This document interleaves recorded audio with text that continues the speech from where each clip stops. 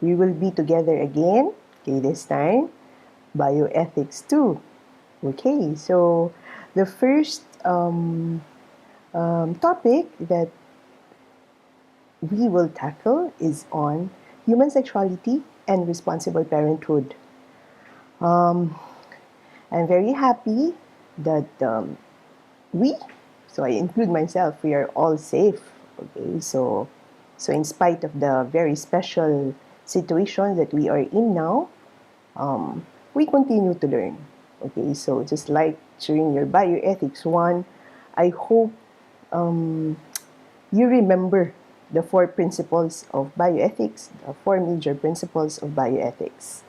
I will just I will just explain to you what will happen when we meet during your time slot, your schedule. Okay, so at the end of the lecture, there is an activity awaiting for you. Okay, so awaiting you rather.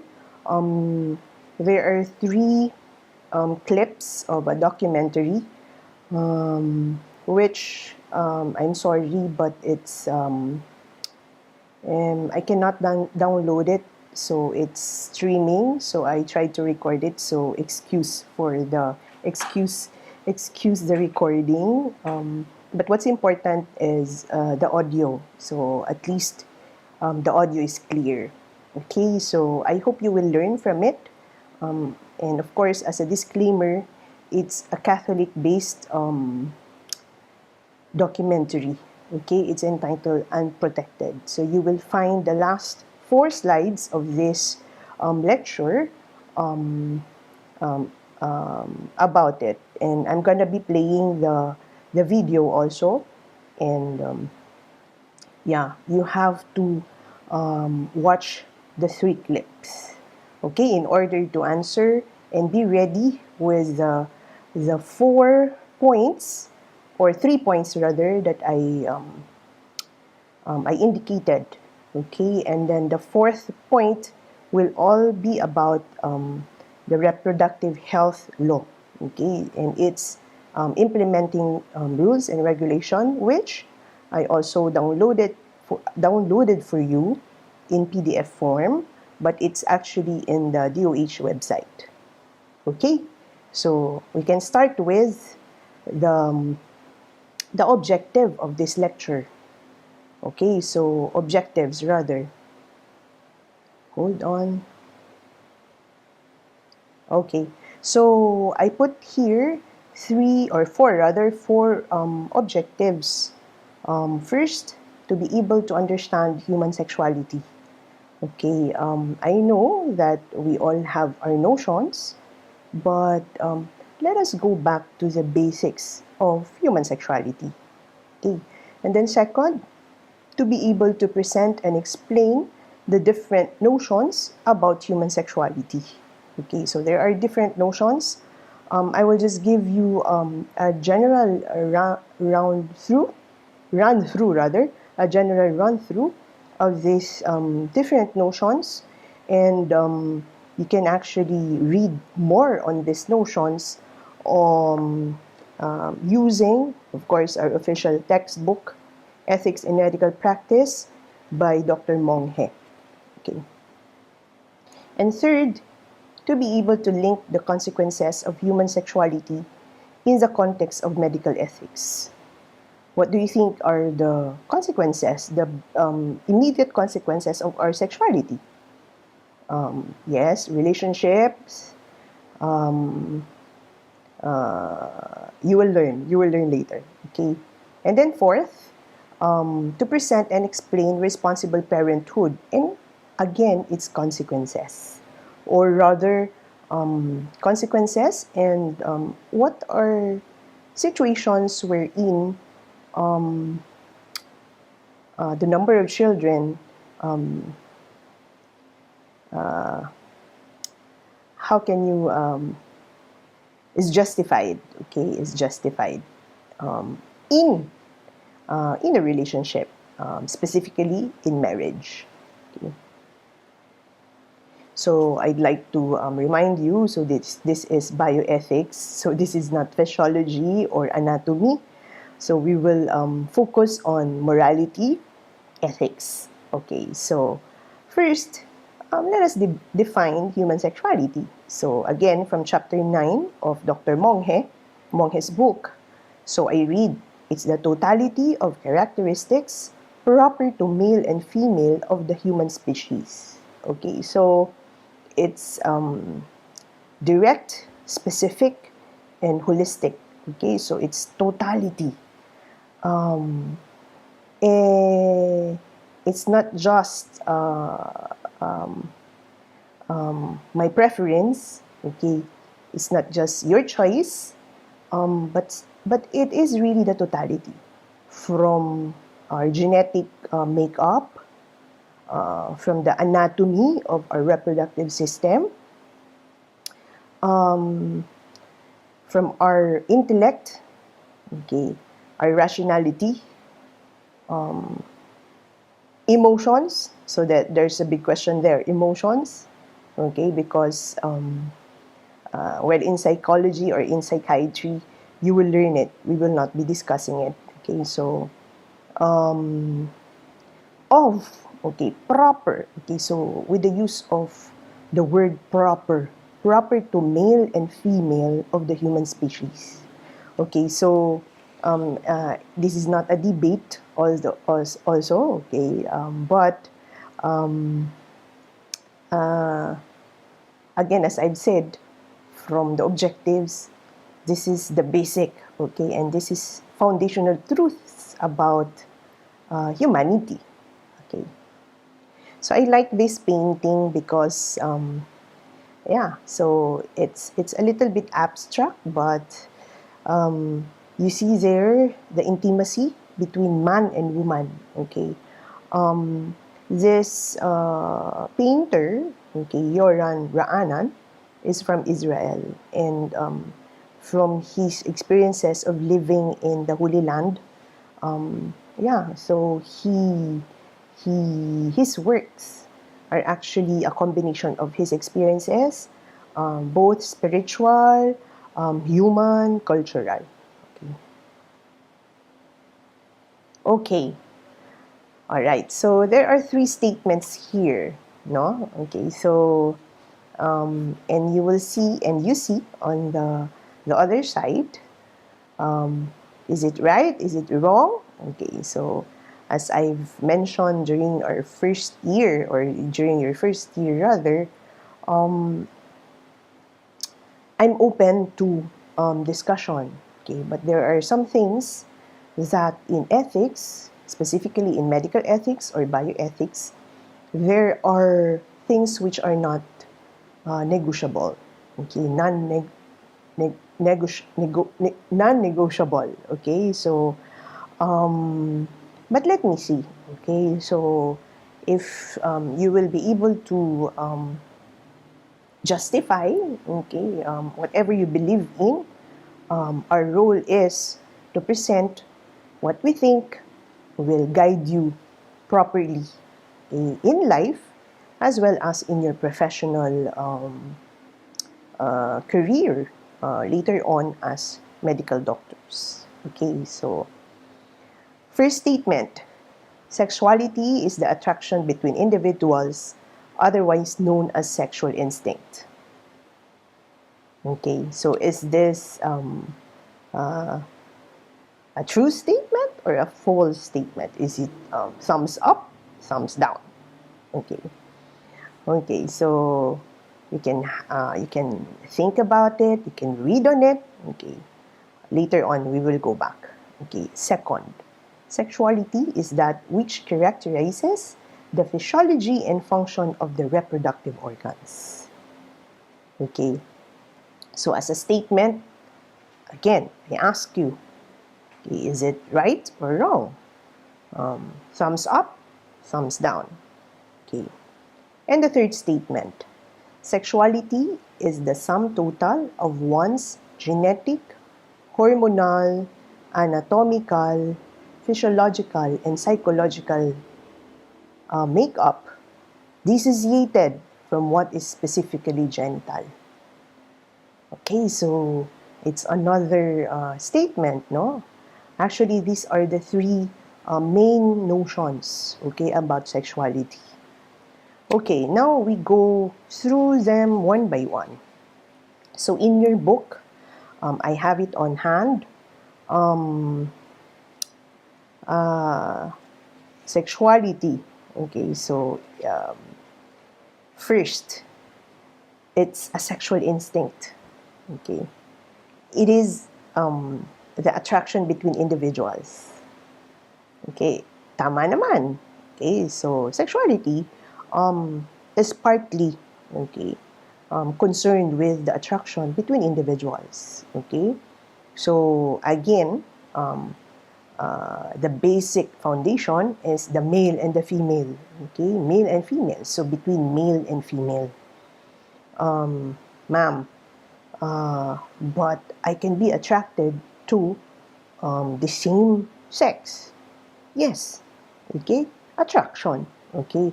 But if you act on it, that's another thing. Okay? So, I can say that, let me see.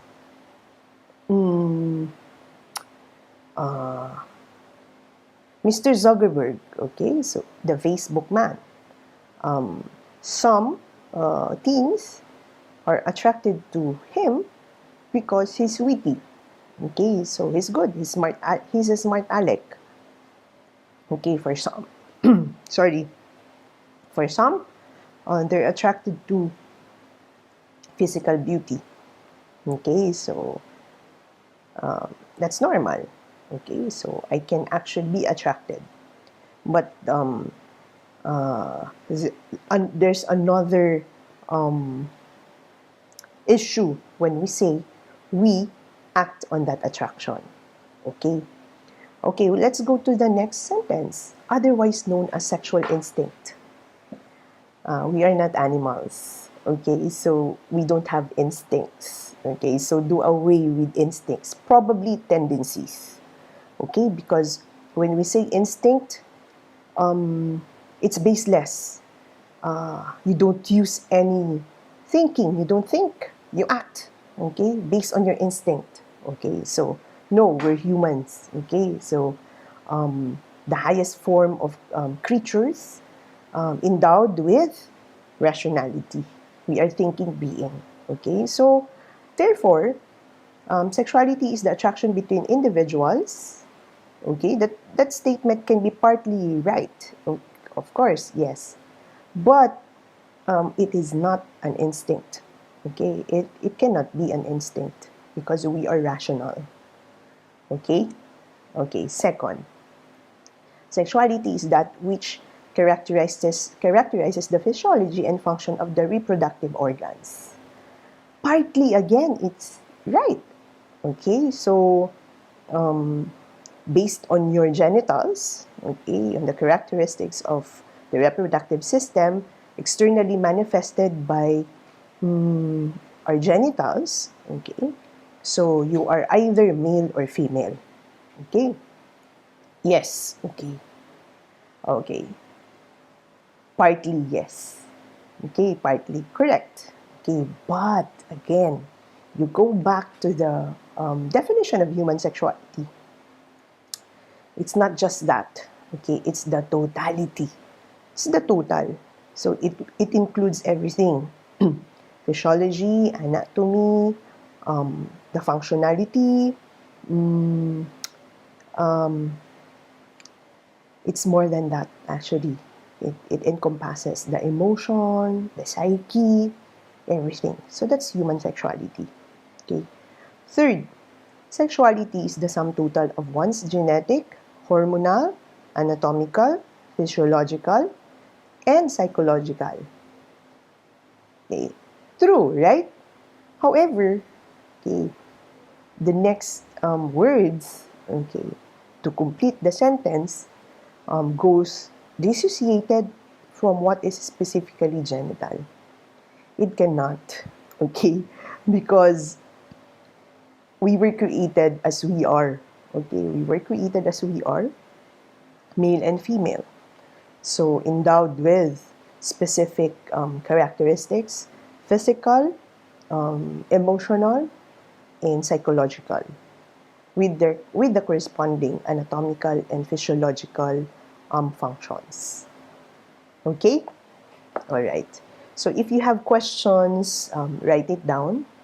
And during the meeting, okay, the scheduled class, we will not go through the lecture again, but I can go directly to the activity, okay, that I've given you, that I will give you rather in this lecture.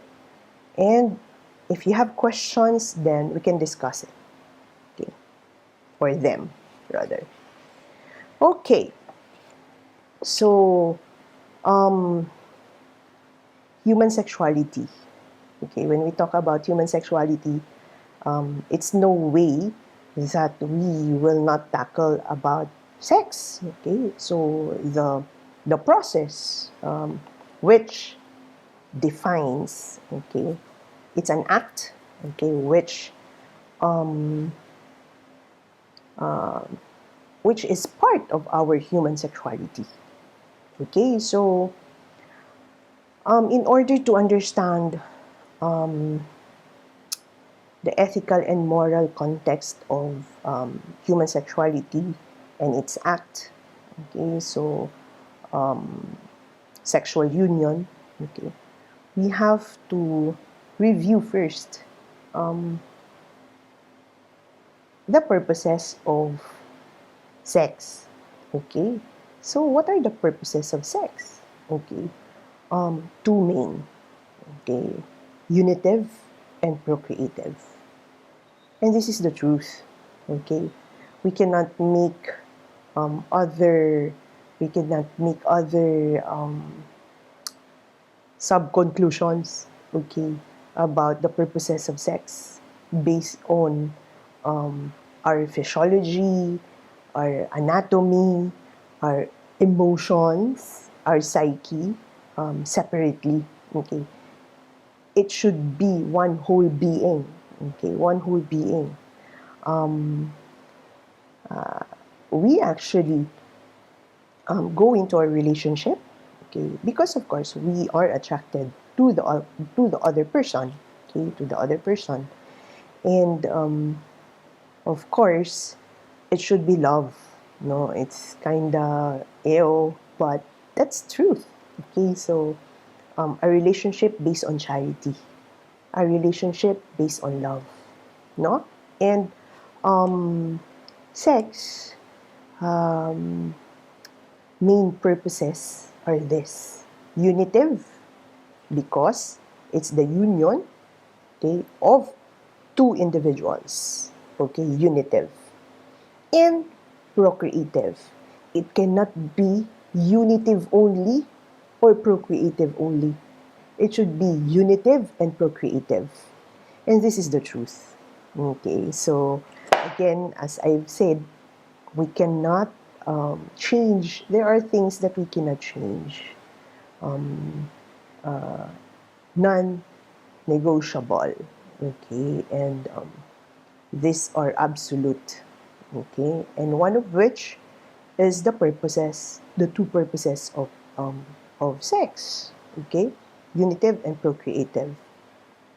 Since a relationship is based on love, then the pleasure you get out of the act, the sexual act, is a manifestation of that love. Okay, you unite. Okay, you self, you rather you give yourself to the other in order to become one. Okay, so that's unitive. And the second is procreative. Okay, sex is real. Okay, it's part of of our life. It's part of creation for a purpose. No, for a purpose. It's not just for pleasure. No. Okay, there is a purpose beyond it, and this is to procreate. to begot children. So I like this picture because it's the union of the mom and the dad, okay? So producing another human being. And this is the truth, okay? This is the truth. All right. Again, no? There are, of course, because we are rational creatures, you will see it in the documentary that I chose for this topic. It talks about the sexual revolution. And there is this Marxist proponent of the sexual revolution, Wilhelm Reich. Okay, so you will actually, I just got all this from your textbook. Okay, so I chose this icon because practically man is complex, no? And we are actually mysterious. And even if we know things which are right, we have the tendency to do otherwise. Okay, to do otherwise. So as we grow and mature, hopefully, we are able to use, okay, our intellect, okay, our rationality properly. So I choose this, no, I chose this icon because, yeah, sometimes it's puzzling and we need to look for the piece of the missing puzzle, okay, in order to understand things, no? Okay. Okay, so I quote him. He said, to understand sexual desire as oriented towards procreation is a means of repression employed by conservative sexology. Okay, so in the course of development and time, another area was developed. Actually, it's on sexology. Okay, it's not part of our discussion, but yes. So he said to understand sexual desire as oriented towards procreation is a means of repression employed by conservative sexology. Okay, so guys, in understanding human sexuality, you have to be humble, okay? Because again, as I've said, uh, these are these are truths that which cannot be changed, okay? Because the consequences of changing definitions, perceptions, okay, has dangerous consequences. Okay, so let's look at this. Let's look at the statement of Mr. Wilhelm.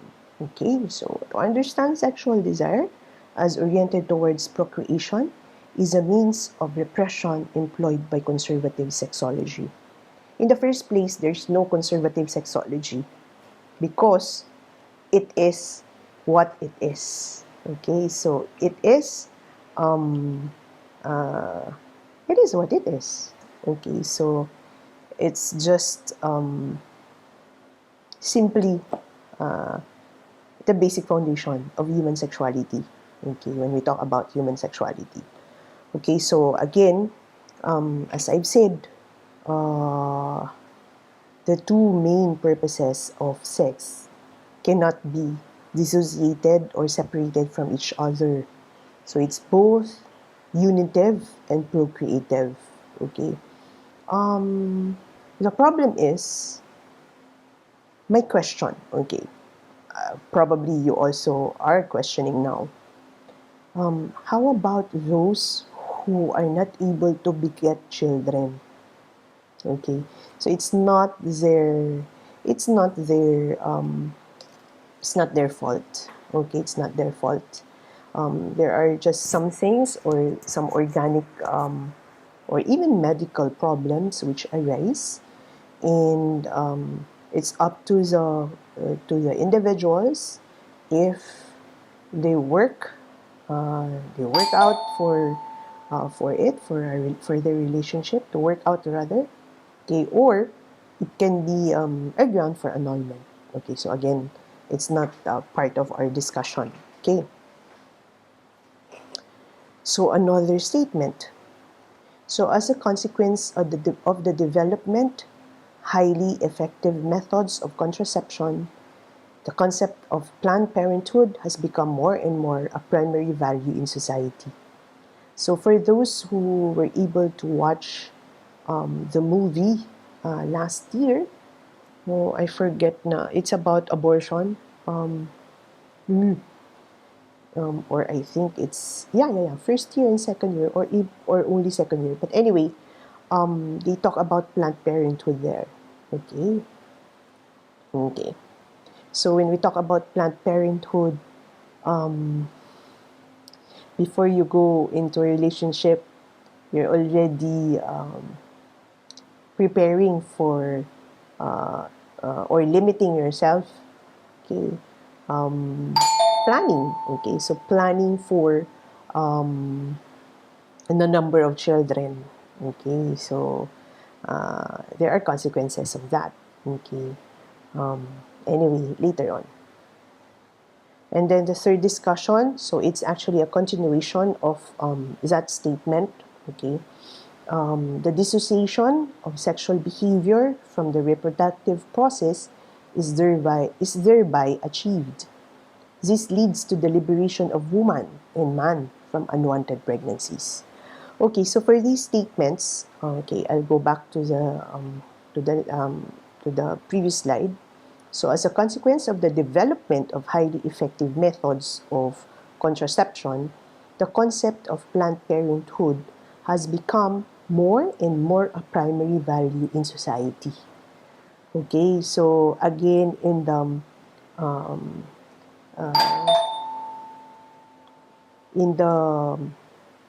mm, I'm losing words. Okay, so in the documentary, okay, so in the documentary, you will see there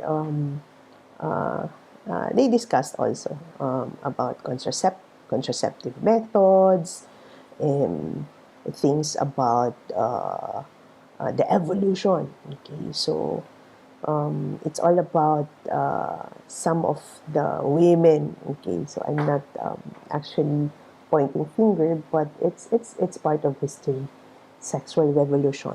Okay, and then the dissociation of sexual behavior from the reproductive process is thereby achieved. This leads to the liberation of woman and man from unwanted pregnancies. It's 18 Okay, hours. so it's again, no, there's dissociation, okay, of the sexual behavior or the sexual act from the reproductive process. Okay, so this leads to the liberation of man and woman from unwanted pregnancies. Unwanted, okay, so it's like the question here is pregnancy a disease? Okay, when you talk about plant, Planned Parenthood,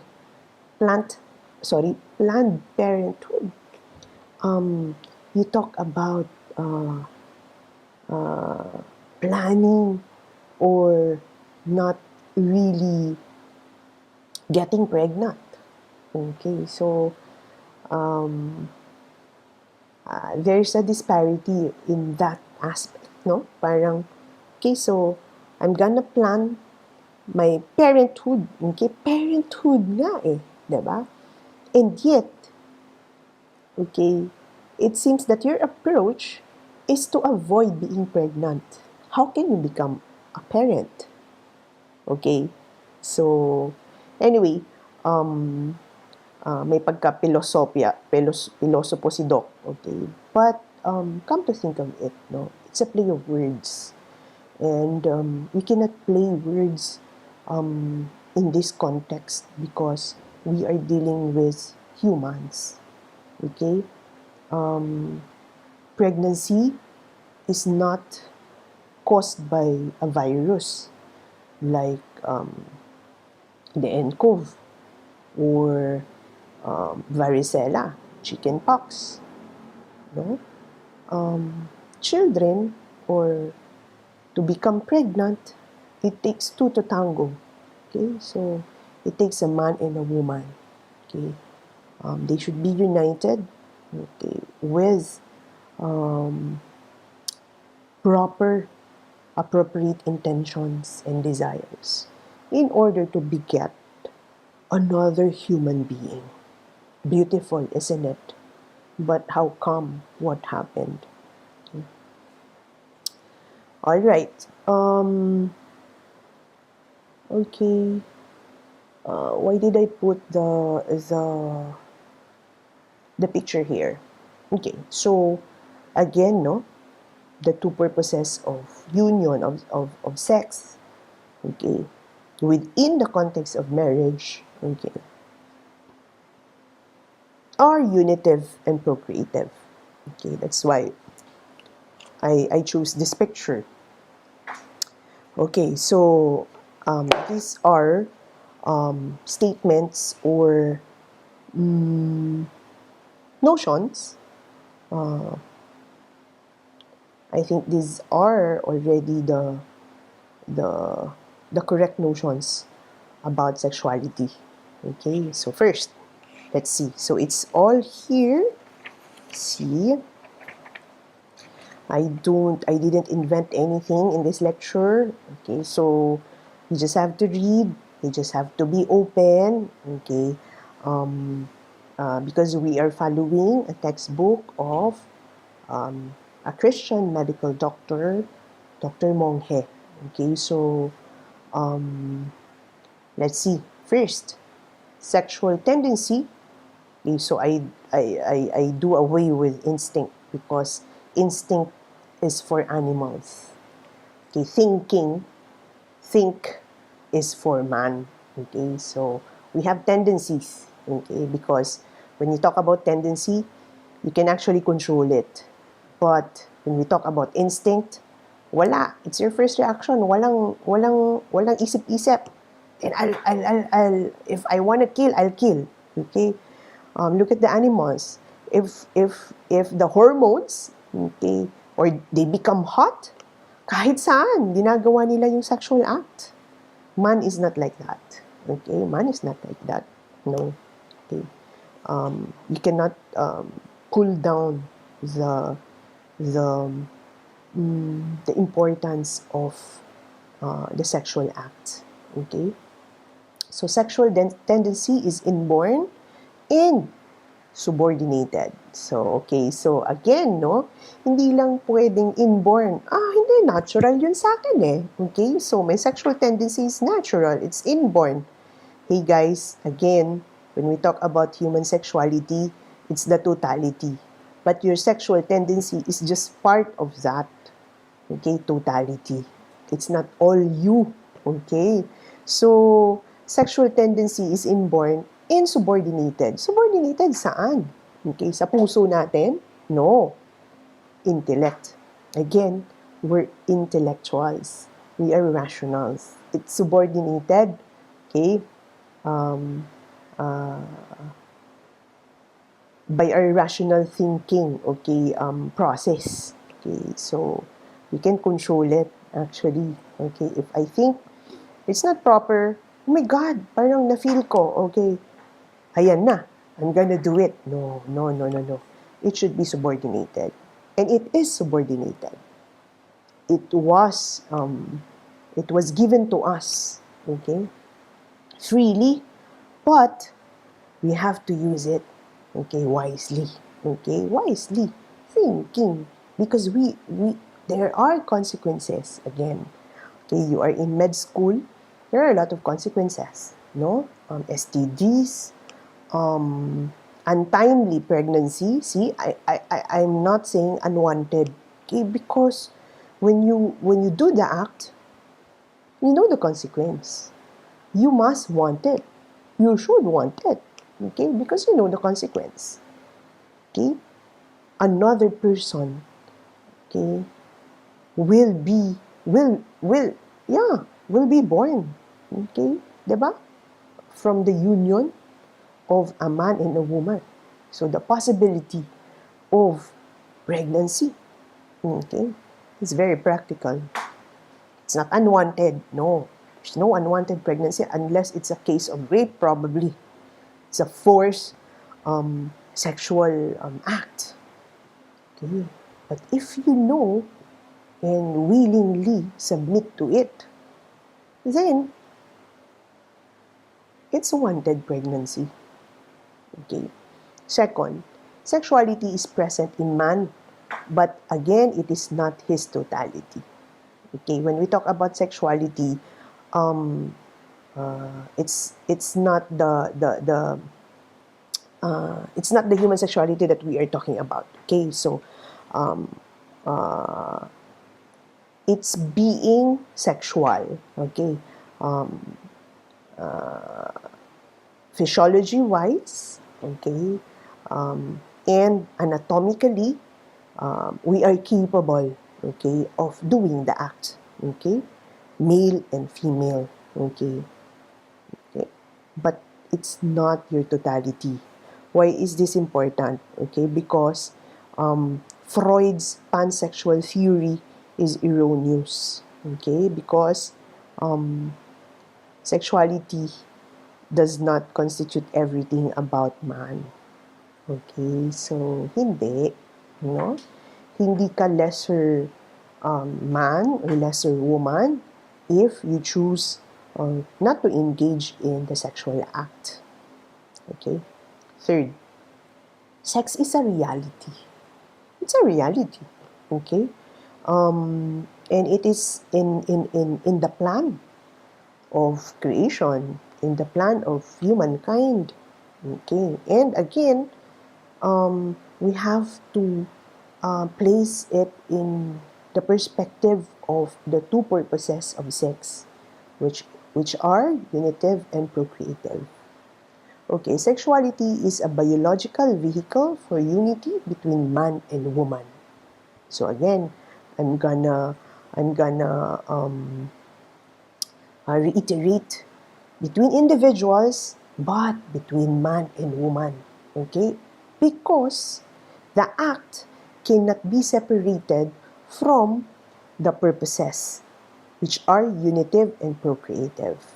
And being man and woman, our sexuality, okay, is the proper biological vehicle.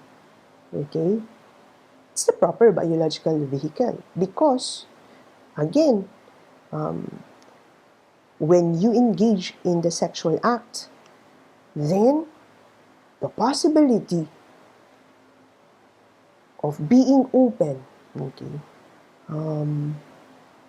to have children is high. Okay, should be. Okay, should be. Right. Fifth, sexual tendency is directed towards transmitting life. See? So you cannot dissociate unitive from procreative. Okay, so our sexual tendency is directed towards transmitting life, okay, begetting children, okay, having children. All right, you can read. Okay, so Dr. Monghe explained it more in details. All right, I will not go through the other topics, which is on pregnancy, maternal and prenatal care, puerperium, postnatal care. Okay, so ectopic pregnancies, and then some risks of cesarean sections. I plan to tackle this when we discuss abortion, okay, because it's part of pregnancy, no? Okay, so We will skip those, but for your first examination, we would include it because it will be included um, in another topic, which is on abortion. Okay, so I'm gonna skip it and then go to the second main topic of this discussion, which is responsible parenthood. Okay, so simply characterized, primarily influenced by the level of one's knowledge of the biological processes involved in human reproduction. Okay, so to be responsible parents, okay, we have to be educated, okay, on the knowledge or about the biological processes involved in human reproduction. That's why even during our elementary days, okay, so we already have a subject in topics on the different systems that includes reproductive system, right? And then more detailed subjects in high school and then college, depends because you are in science, definitely. Okay, so yes, and even for parents, they're encouraged to know. Okay, they're encouraged to know. So since some are not prepared, okay, so our roles to educate, okay, comes in. Okay, our role to educate comes in. Okay, but when we talk about responsible parenthood, it's part of that. Okay, so it's primarily influence. So the more knowledgeable you are, well, in principle, the more responsible you are in parenting. Okay. Okay. So another characteristic, a certain knowledge that not leading the parents to interfere with life, okay, or with the cycle. So again, no, yes, it's influenced by the level of one's knowledge of the biological processes involved in human reproduction, but that certain knowledge should not lead them to interfere with the reproductive cycle. Okay, so this is natural law. Natural. Okay, so we parents, okay, man and wife unite, okay, and um, just let the natural cycle of reproduction, okay, develop. Okay, so anyhow, all right. Um, there are two things. So look at the picture that I got. Okay, I really looked for Filipino siblings. Okay, images of Filipino siblings. They're cute. Okay, for me, they're cute. Okay, so we see that probably they're in the low class of the economic strata. Okay, so the lower class of economic strata, but look at them. Okay, so they follow the ate. Okay, they follow the ate. It's it's for me an amazing picture. Okay. Anyhow, um, so so in your book, there are two main reasons. Okay, which can be allowed. Okay, which can justify parents limiting the number of children they take care. Okay, so first, there must be a serious reason to avoid the birth of another child. Okay, so actually, I was thinking of another word to avoid. Mas pangit naman kasi pag prevent, pareho lang actually. So there must be a serious reason. Okay, so example of a serious reason. Can poverty be a serious reason? Okay. It depends. Okay, so it depends. If really the children are dying, okay, because of poverty,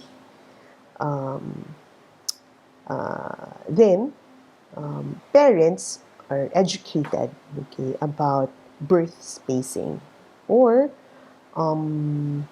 proper ways of planning for their family.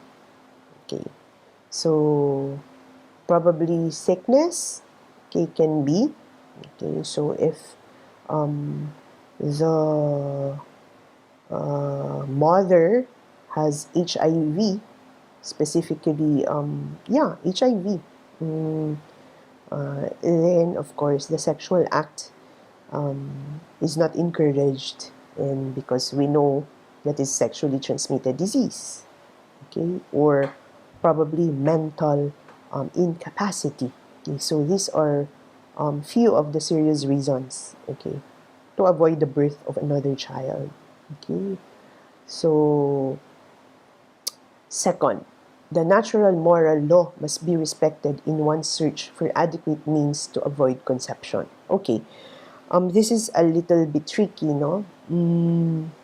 Because if you choose to be in a relationship, okay, let's put it in to marry another individual, then in principle, you are both prepared, okay, prepared emotionally, economically,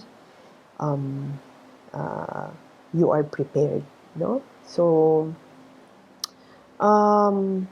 always the natural law, okay, do good, avoid evil, no? And there is such thing as natural moral law must always be respected in one's search for adequate means to avoid conception, no?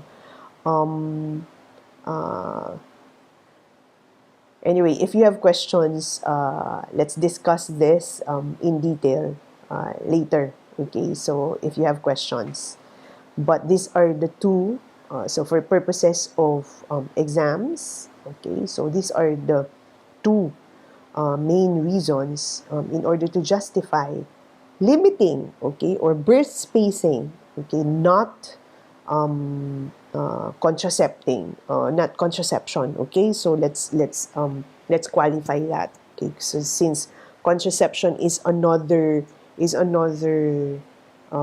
thing, no, kasi contra conception, so it's against conception, okay. So there are two main methods, so the natural and the artificial, okay.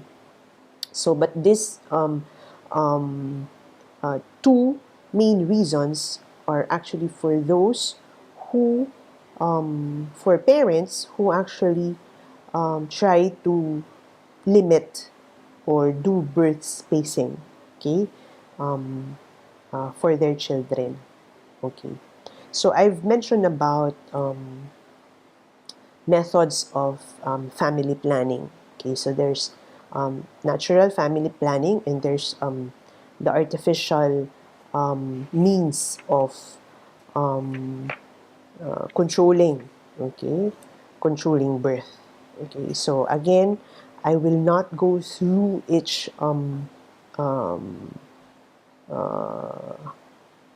method, okay.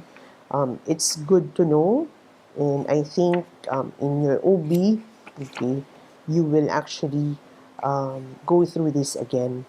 We will focus on the ethics, okay, on ethics. Okay, all right. So what can you observe in this picture? Okay, so there's this couple, but the faces of their children, okay, were replaced. Okay, I want to use this, okay, because it actually brings home the point, okay, that again, for a couple, the unitive and the procreative ends cannot be dissociated. Okay, so when we talk about the ethics of artificial rather sorry, artificial methods of controlling birth. That's the main reason, actually. Okay, so it simplifies everything, because it actually destroys the purposes of the sexual act, which is unitive and procreative. And these are the different methods of um, um, artificially controlling birth. Okay, so of course, your hormones, contraceptive pills, um, uh, you have different hormones. Okay, so anyway, so the story of the pill is also interesting because when we talk about the pills, it was developed in order to actually treat menstrual abnormalities. Okay, it was not for um, artificial control, okay, of pregnancies. Okay, of pregnancy. Okay, so another thing is sterilization. So, bilateral tubal ligation for the women, vasectomy for men. Okay, and okay, so the physical barriers. Okay, so this is a vaginal ring, and this is vaginal gel. Okay, so this actually prevents implantation. Okay, so it makes the environment of your uterus not conducive, okay, for pregnancy. Okay, and then of course your condom. So look at this. It seems that the couple are happy. Okay, ironically, okay, the faces of their should be children, okay, are replaced by the different methods of artificial ways of controlling birth. Okay, so uh-huh, eh, there you go. Again, the therapeutic uh, actions of the pill will be discussed when we discuss abortion. Okay, so I will tackle a bit about the different stages of well, fast lang, pregnancy, and then we'll go back to the things I've skipped in this lecture. But yes, so very important from the standpoint of ethics. Okay, when we talk about the artificial methods of controlling birth, this contraceptive methods, artificial at that, suppress fertilization, okay, in diverse ways, achieving the separation, okay, there, the separation of the unitive from the procreative aspects of human sexuality. Okay, so that is the basis, the main basis of why artificial contraception or artificial ways of controlling birth is not is considered unethical, immoral. Okay, so I think that's the end of my lecture. This is the activity that I want you all to prepare. Okay, so anyone can be called. Okay, first watch the documentary clips. So again, the disclaimer, the documentary is based on Catholic teachings on human sexuality. Please excuse the recording. Film cannot be downloaded. Okay. So number 2, list 3 important learning from the documentary.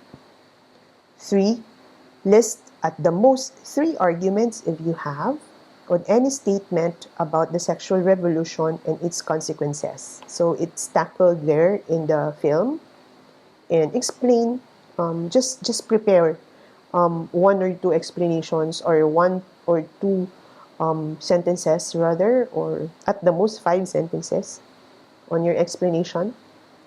And then fourth, so I want you to read on the reproductive health law and its implementing rules and regulation. It's already revised. I've given you the material. Okay, it's downloadable in DOH website.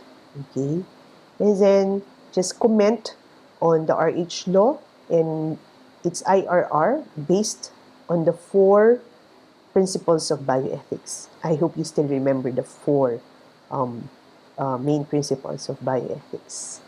Okay, so thank you for listening. Please read chapter 9 of Dr. Monghe. Okay, so I will already play the 3 clips. Okay, so there, I will watch with you.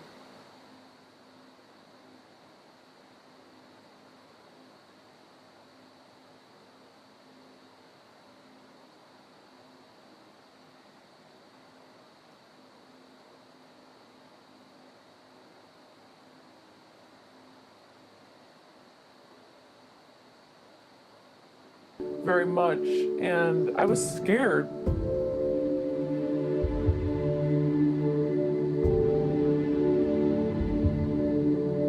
But I couldn't stop him, and he just went right along with what he was expecting the evening to, to end up like. And so I actually was just crying and immobile.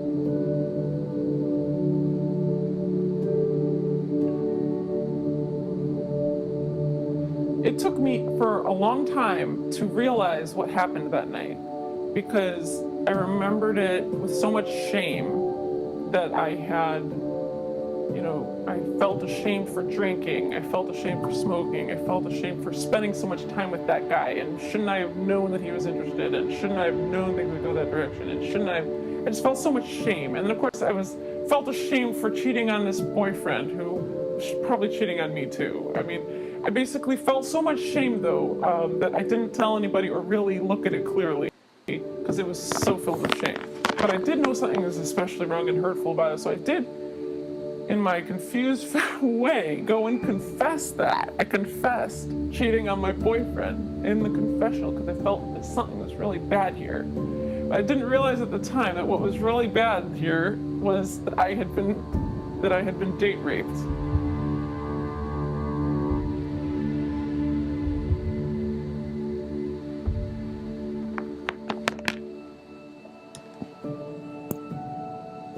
It's tough raising daughters today. Sure, my girls have opportunities that my mother and grandmother simply...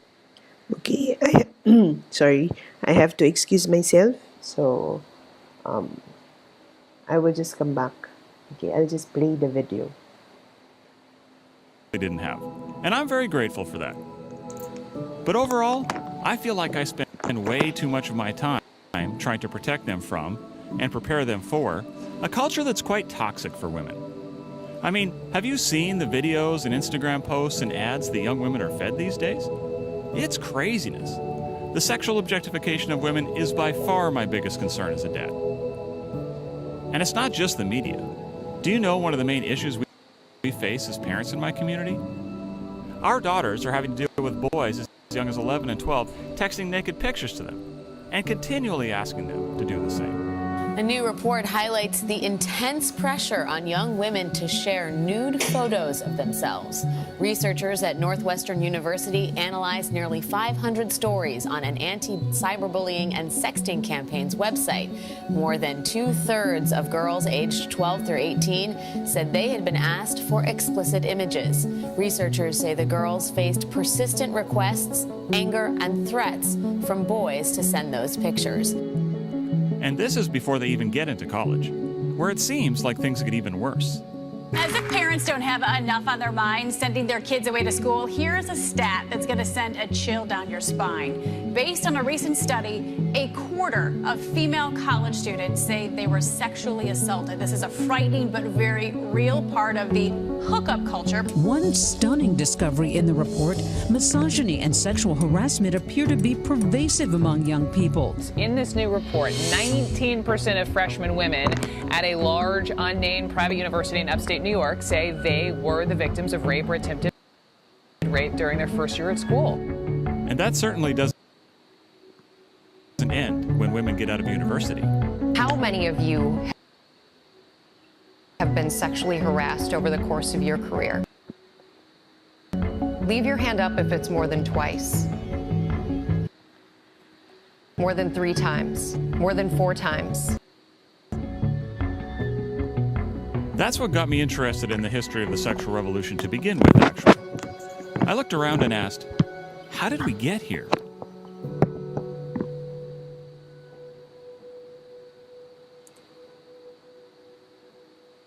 I am sometimes called the mother of the women's movement.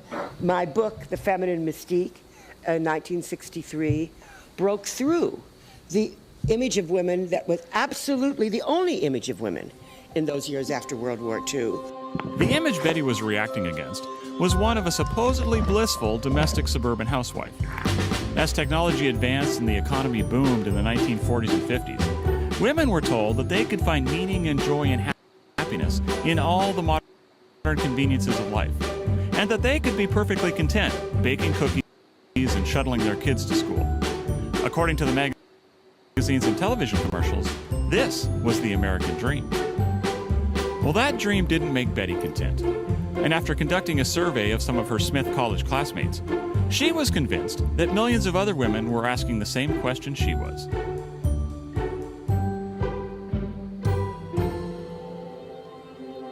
Betty Friedan called this the problem that has no name, and she believed the solution was to be found in professional career work. She was convinced that women could be fulfilled and content and happy if they could just get out of their humdrum homes and away from menial tasks such as laundry and changing diapers into the supposedly exciting jobs that men were doing. Friedan had grown up in an unhappy family, in which her father had forced her mother to leave her career and stay at home. Although she was still working as a writer, Betty herself had given up becoming a psychologist for her husband. She was sure that if those career ambitions were unfettered by domestic duties and spousal expectations, the problem that had no name would be solved. The Feminine Mystique was a huge hit, but it wasn't the only sexual revolution book making big waves in the early 60s. There was another woman author who also believed that contentment and happiness in life was to be found somewhere other than where Better Homes and Gardens was claiming. Long before Sex and the City's Carrie Bradshaw, Helen Gurley Brown wrote Sex and the Single Girl, the year 1962, a bestseller with a radical message at the time. Young women should enjoy work and sex. Sex and the Single Girl sold 2 million copies in the first 3 weeks after its release, and was quickly made into a movie starring Natalie Wood and Tony Curtis. In it, Helen Gurley Brown taught single women many of the same lessons that Betty Friedan was teaching married women. Domestic life was not all it's cracked up to be, and working hard in a career would lead to happiness. But Brown added one more element to the mix: unmarried, promiscuous sex. She's quoted as saying, "Good girls go to heaven, bad girls go everywhere else," and humorously credited with separating more young women from their virginity than anyone else in the world. Sex is one of the 3 best things there are, in my opinion. I don't know what are the other 2. Like Friedan, Helen Gurley Brown was preaching a salvation message to women who had a problem they couldn't quite put their finger on. And when she became the editor at Cosmopolitan, that became the Bible of her crusade. The gist of Cosmo was hard work and sex without the kids will set you free. Formerly a literary publication, Brown turned it into a sex manual for young women, and it quickly became one of the world's best-selling magazines.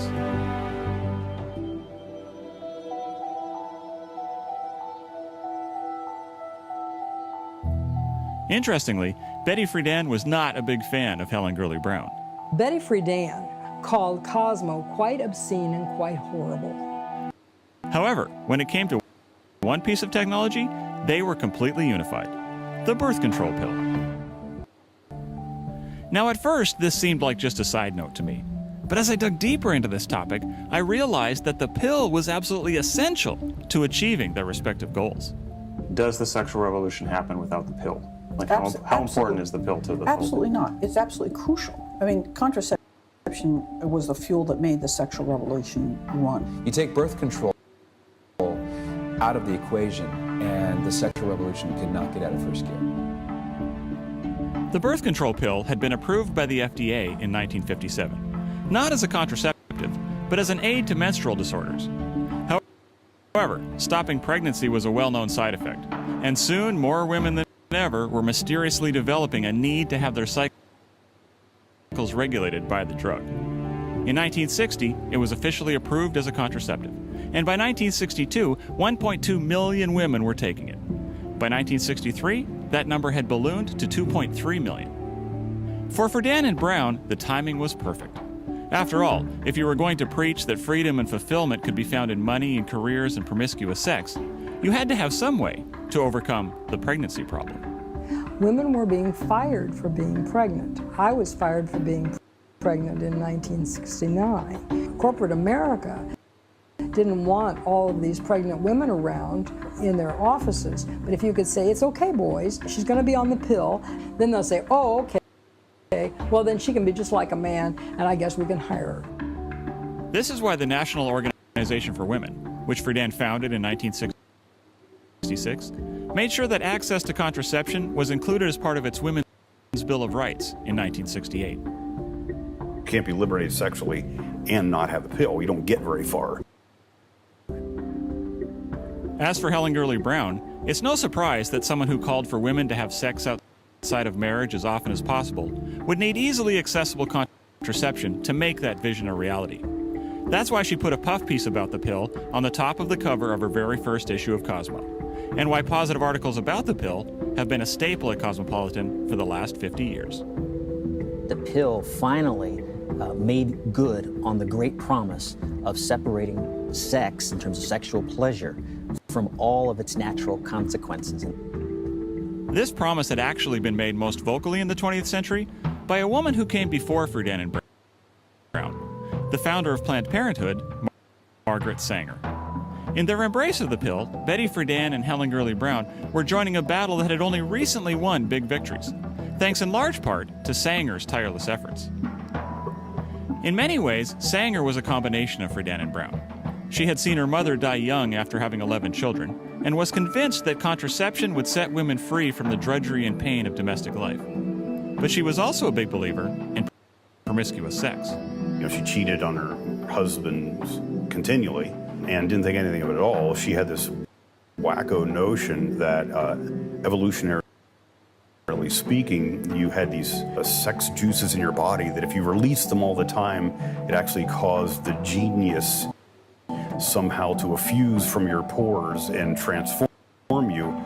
Well, you know, you read it now and you think, oh my gosh, you know, crystals would be more scientific than this, you know, palm reading or anything. But she really believed that. And of course, apparently, given how much time she spent bed hopping, she must have considered herself a genius of high regard.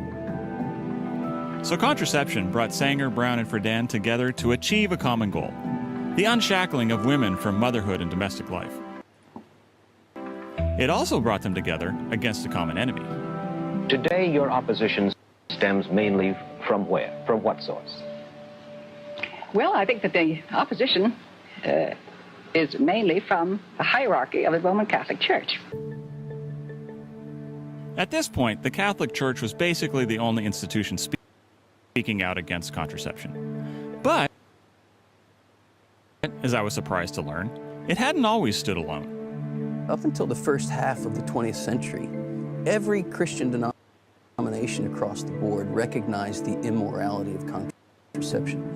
It wasn't until 1930 that the Anglican Church was the first to open the door to contraception, breaking an uninterrupted tradition for 1,930 years. All the reformers, from Luther to Calvin and beyond, recognized the serious immorality of rendering sexual intercourse sterile.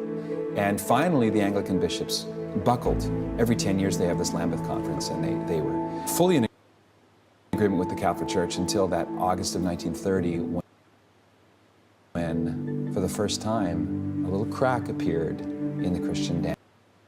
And within 10 years, all mainline Protestantism had collapsed as well.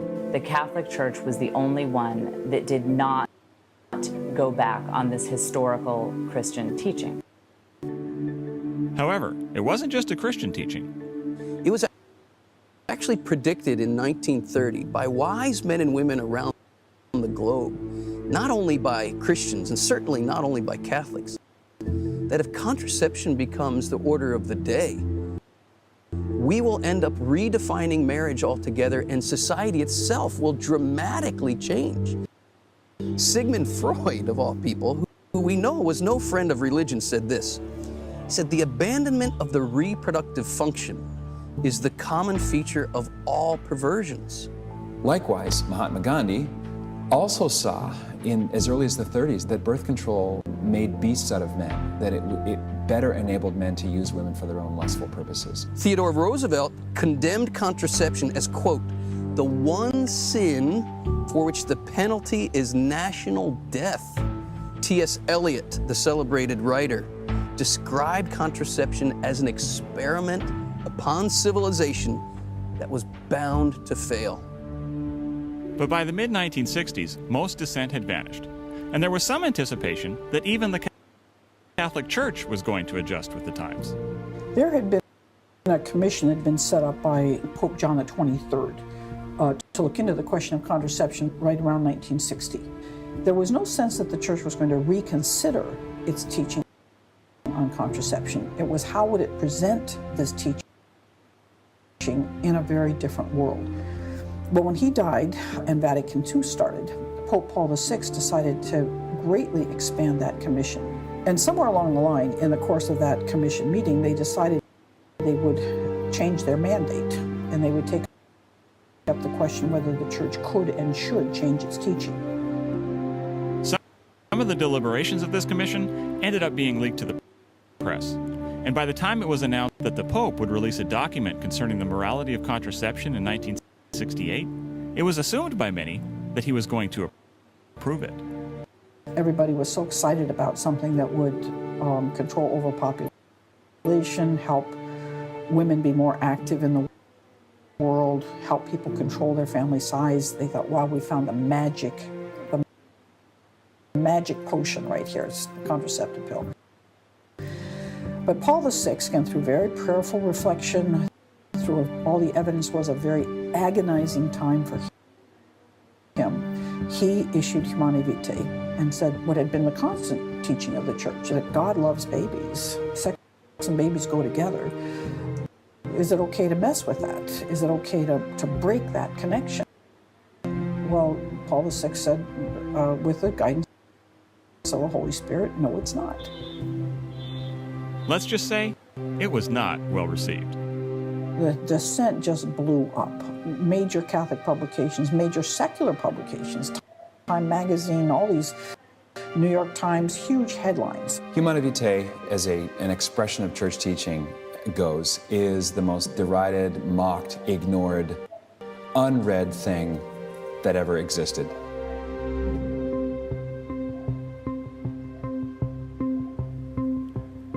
People may not have been reading Humanae Vitae, but they were reading Cosmopolitan, which was filled with thrilling stories about the happiness that the sexual revolution was bringing women. Unfortunately, those stories weren't true.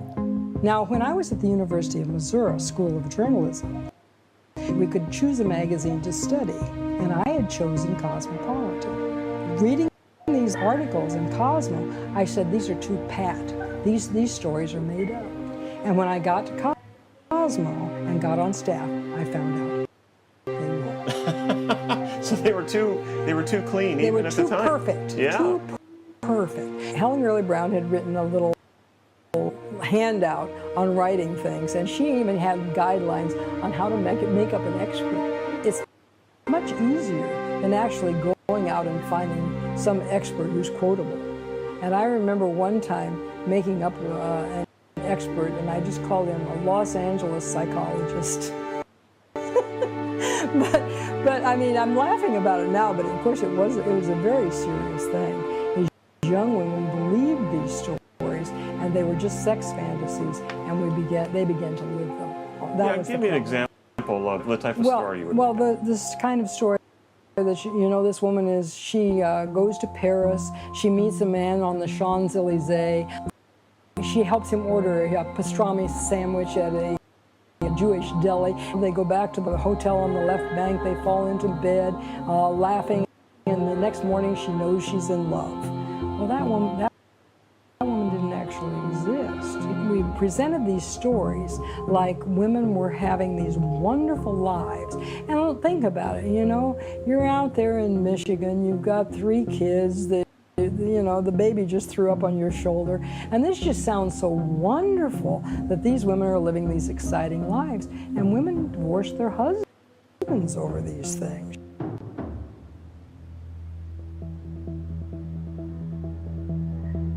Fueled by this media campaign, the sexual revolution picked up steam. And it certainly did result in more women attending college and making money. In the early 1960s, just 7% of women completed 4-year degrees, and less than 10% of students in medical and law schools were women. Today, more than 1 in 3 get 4-year degrees, and women make up more than half of college students in the country. They also earn half of all law degrees and half of all medical degrees.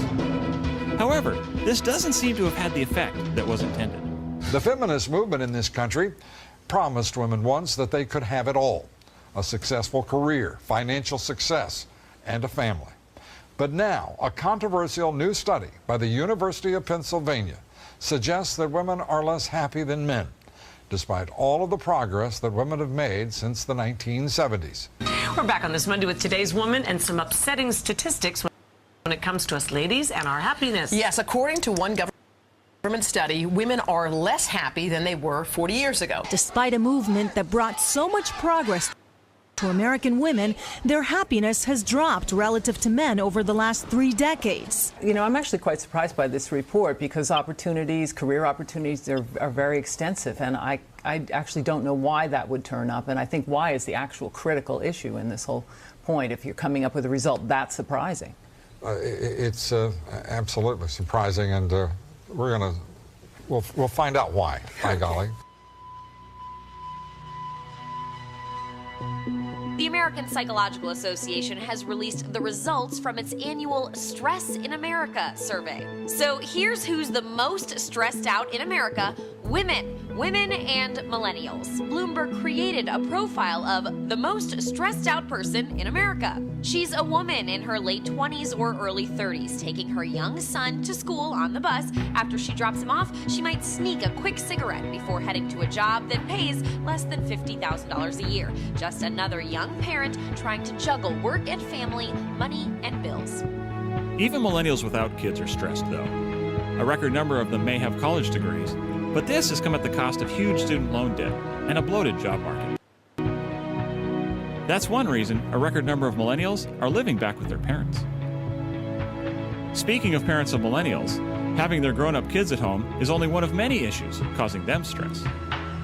According to the Gallup Healthways Well-Being Index, middle-aged American women have the lowest well-being of any age group or sex, and this is why. Let's go.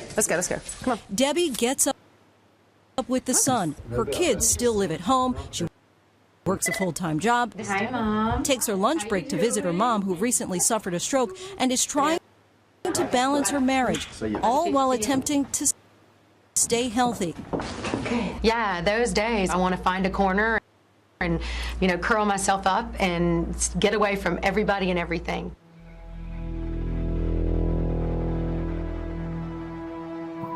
But the stress of trying to have it all wasn't the only negative consequence of the sexual revolution. It also had a very distinct effect on relationships and family life. Interestingly, many of these developments had been explicitly foreseen by Pope Paul VI and others.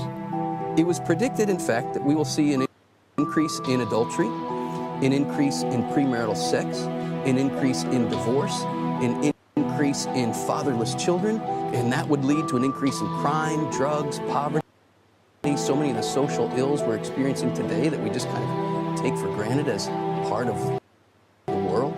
Now hold on.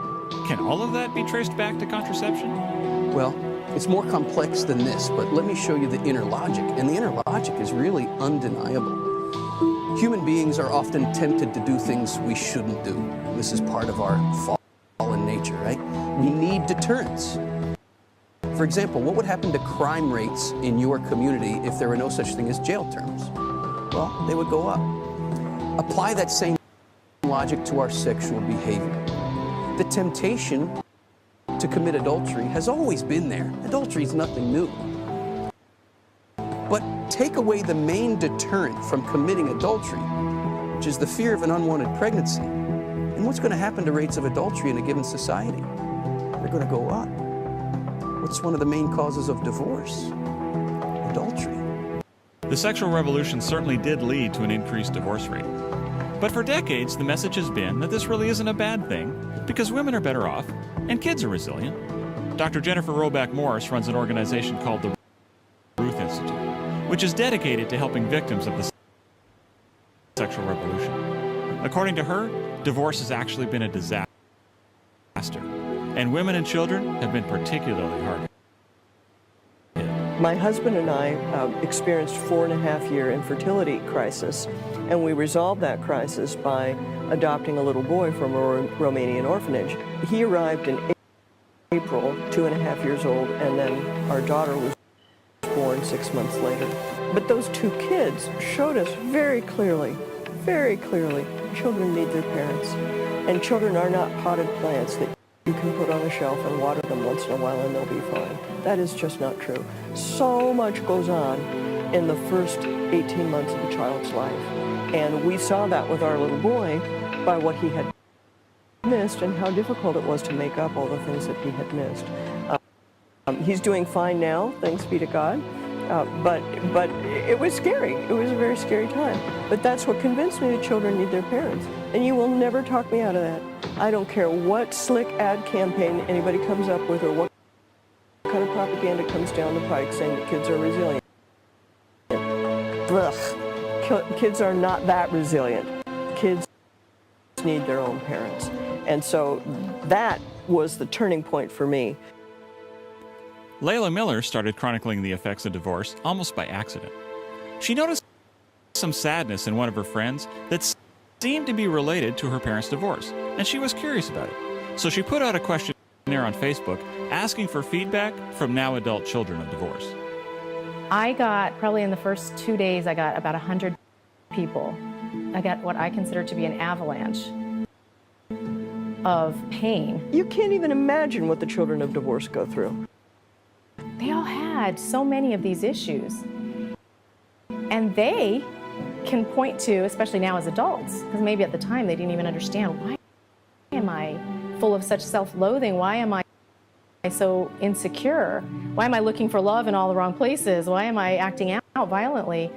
And then they realize as they grow up, my whole identity, even who I am, everything I knew about my life was blown apart. I had no say in it whatsoever. And I was expected to go along with it and think it's good. And no one, not even counselors, no one asked me about how I felt about it or whether I had some thoughts that weren't so pleasant about what's just happened to my life. Here's one I hear all the time. Your parents get divorced, then they get remarried. So you're going from one house to the other. But your remarried parent over there, they have a child together. And that child doesn't have to go anyplace. That child gets to be with their mom and dad all the time. But you are going back and forth from mom and dad. And when you go to your dad's house, there are pictures of dad and his wife and their children and their whole extended family on both sides. All of that's on the wall. But there are no pictures of you with you and your mom and dad or your mom's side of the family. None of that is over there. It's like half of your family doesn't exist half of the time. So having two half homes is not the same as having one home. Themes of isolation, themes of abandonment. A lot of these people will go on to their own marriages in stark terror of either being abandoned or abandoning and leaving their own marriage because they never had a model of how to stay. And so you get some of the participants who are explaining how they would plan, even though they had a wonderful spouse, but they would plan for that day that either they would have to leave or that the spouse would up and run, and yet there was nothing wrong with their marriage. It never, ever ends for the children of divorce. It shows up at holidays, it shows up at weddings, it shows up at graduations. Who's supposed to have the seat of honor? Is the new wife really going to come? Do we have to put up with the stepdad? It goes on and on and on. The idea that kids get over it, it's just not true. It wasn't until one of their parents actually physically died where they felt it's over. And this could be decades after the divorce. And others said, almost identically, some of them, when their one parent would die, and then they said, oh, I guess my parents aren't getting back together. The message that the kids get is that love can stop, that love, even though it was supposed to go on forever, ends when you're not happy anymore with the person. So that sets them up for a life of thinking, okay, I'm only lovable until I'm not, and then what happens? Kids aren't the only ones adversely affected by divorce. Women suffer as well. Studies show that women who have been divorced have much higher financial, emotional, and psychological stress than their married counterparts. Part of this is simply the extra workload they take on. A new report today confirmed what millions of us already know, that the powerhouse driving so many families are moms who work outside the home. They're the primary breadwinners in a whopping 40% of families, nearly 4 times the number in 1960. And of those women, 63% are single mothers, with a median income of only $23,000. There are 10 million single mother-led families in the U.S., which is triple the number in 1960. If it were not that divorce touched on sex, as Peter Kraft has said, it would not be allowed in this society, something that is that detrimental to the foundations of society. And yet because it's about sex, because marriage is about sex, divorce is about sex, we allow it. We allow it and we affirm it.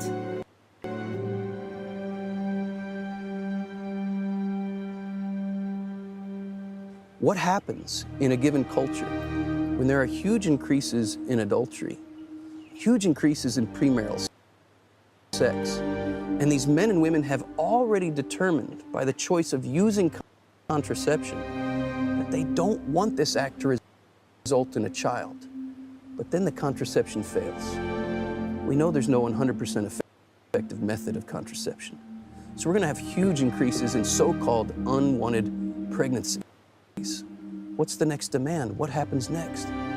There's a demand for abortion as a way to back up failed contraception. It's not surprising that Betty Friedan founded the National Association for the Repeal of Abortion Laws in 1969. And Margaret Sanger's Planned Parenthood became the country's leading advocate and provider of the procedure. The Supreme Court actually acknowledged this in its 1992 case, Planned Parenthood versus Casey.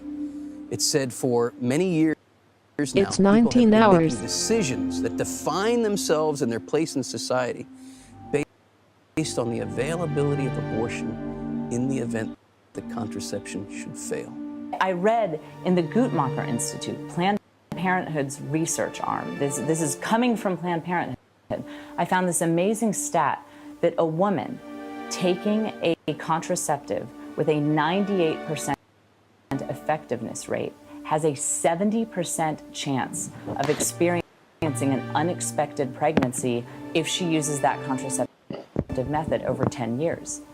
And this is what I saw as a young woman. I saw so many women who were college-educated, intelligent, responsible young women. They were following everything society told them to do.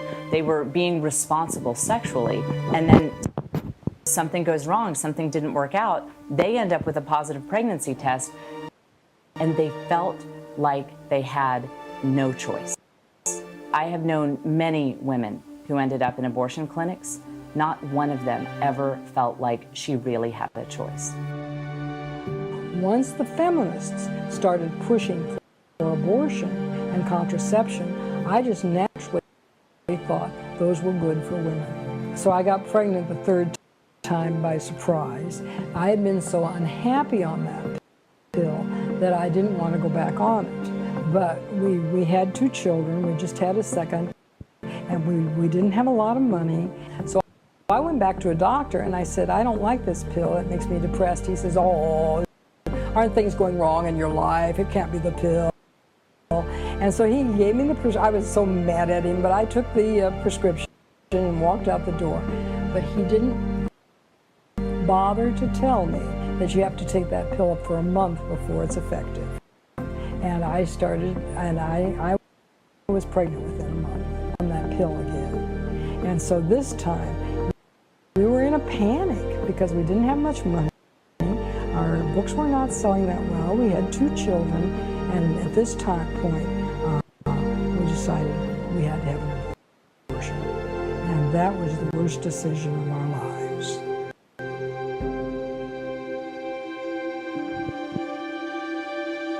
What's sort of crazy about this is that while the push to get a career and have sex without babies causes women to struggle mightily to keep their fertility in check while they advance in their professional lives, the exact inverse problem arises after they have reached a certain age and decide that now is the time to have children. Dr. Morse categorizes this group of people as heartbroken career women. I came up with that terminology because that was my story. The reason my husband and I had an infertility crisis is because we waited until I was 35 to even think about having children, right? And why did we do that? Well, we did that because my career came first and my education and so on and so forth. So I'm very sensitive about this, and I did a little bit of calculation. I mean, once again, this is something where nobody asks the right questions, but I estimate that there are probably 500,000 women in the United States with advanced degrees who have some kind of impaired fertility. What's really notable is that the number of IVF babies is going up, and the number of babies being born in general is going down. Do we think this is because people are waiting later? Do we think this is because people are having a tougher time giving or conceiving au naturel? What do we think? You know, no one knows for sure, but the waiting longer for giving birth is probably the best bet. It's very strange. You sever sexuality from procreation. And what happened was that we're having sexuality through any means for any end and procreation by any means for any end.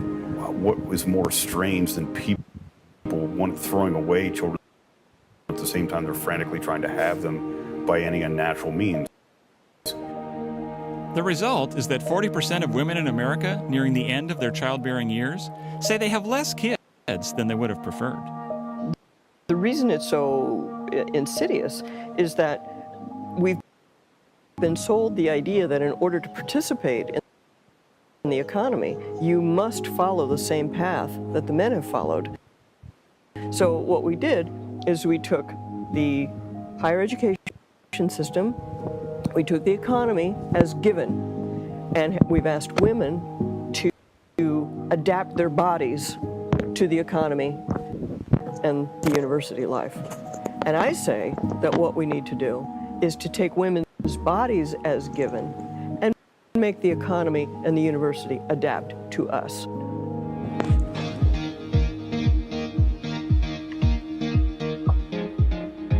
Although the university has not changed in the way that Dr. Morse would like, it certainly is different today because of the sexual revolution. Indeed, it can be argued that campus culture is the section of society in which the combined ideals of Betty Friedan and Helen Gurley Brown are on clearest display. Here, casual sexual encounters have become the primary currency of social interaction. These relationships have 2 main characteristics.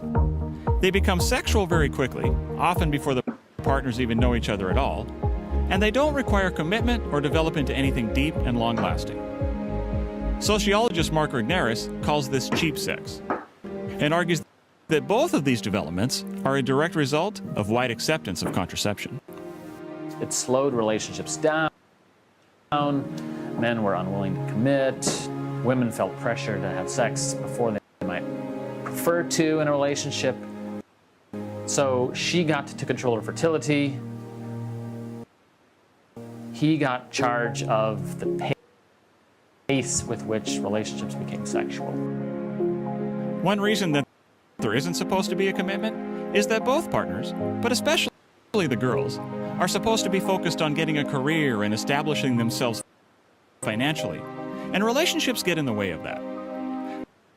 Unfortunately, cheap sex doesn't actually feel cheap to young women. She had agreed to be friends with benefits with a guy on campus, and you know, she thought at the beginning of that she could do this, that she could be friends with this guy, sleep with him when they felt like it, and have no emotional attachment to him, have no emotional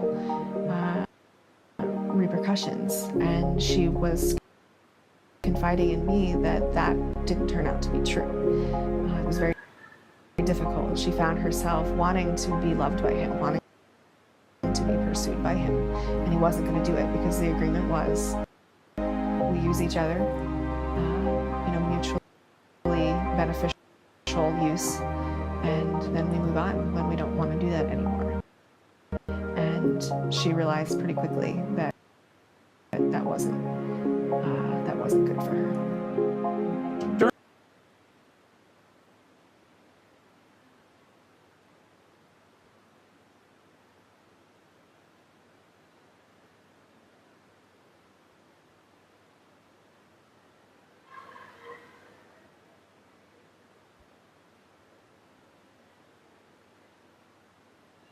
During those years, what shaped my idea of the male-female sexual interaction was just men have these desires, whether or not they tell you they won't act on them ahead of time, they will act on them, and then you go along with it to not be awkward.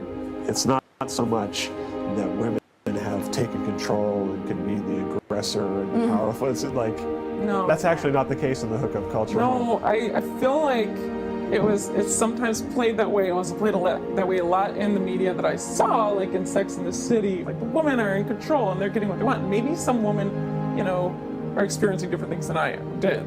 But I definitely didn't have that experience myself. And I felt like it was always the male pleasure was the goal.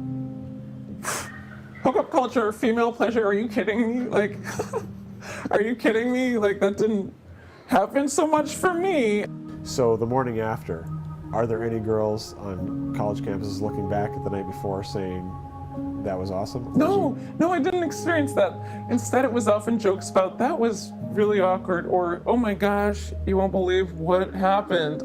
Those kind of jokes. Or you come up with nicknames for the guys, which sounds really silly and demeaning, but I think it was our way of making light of just what we were doing.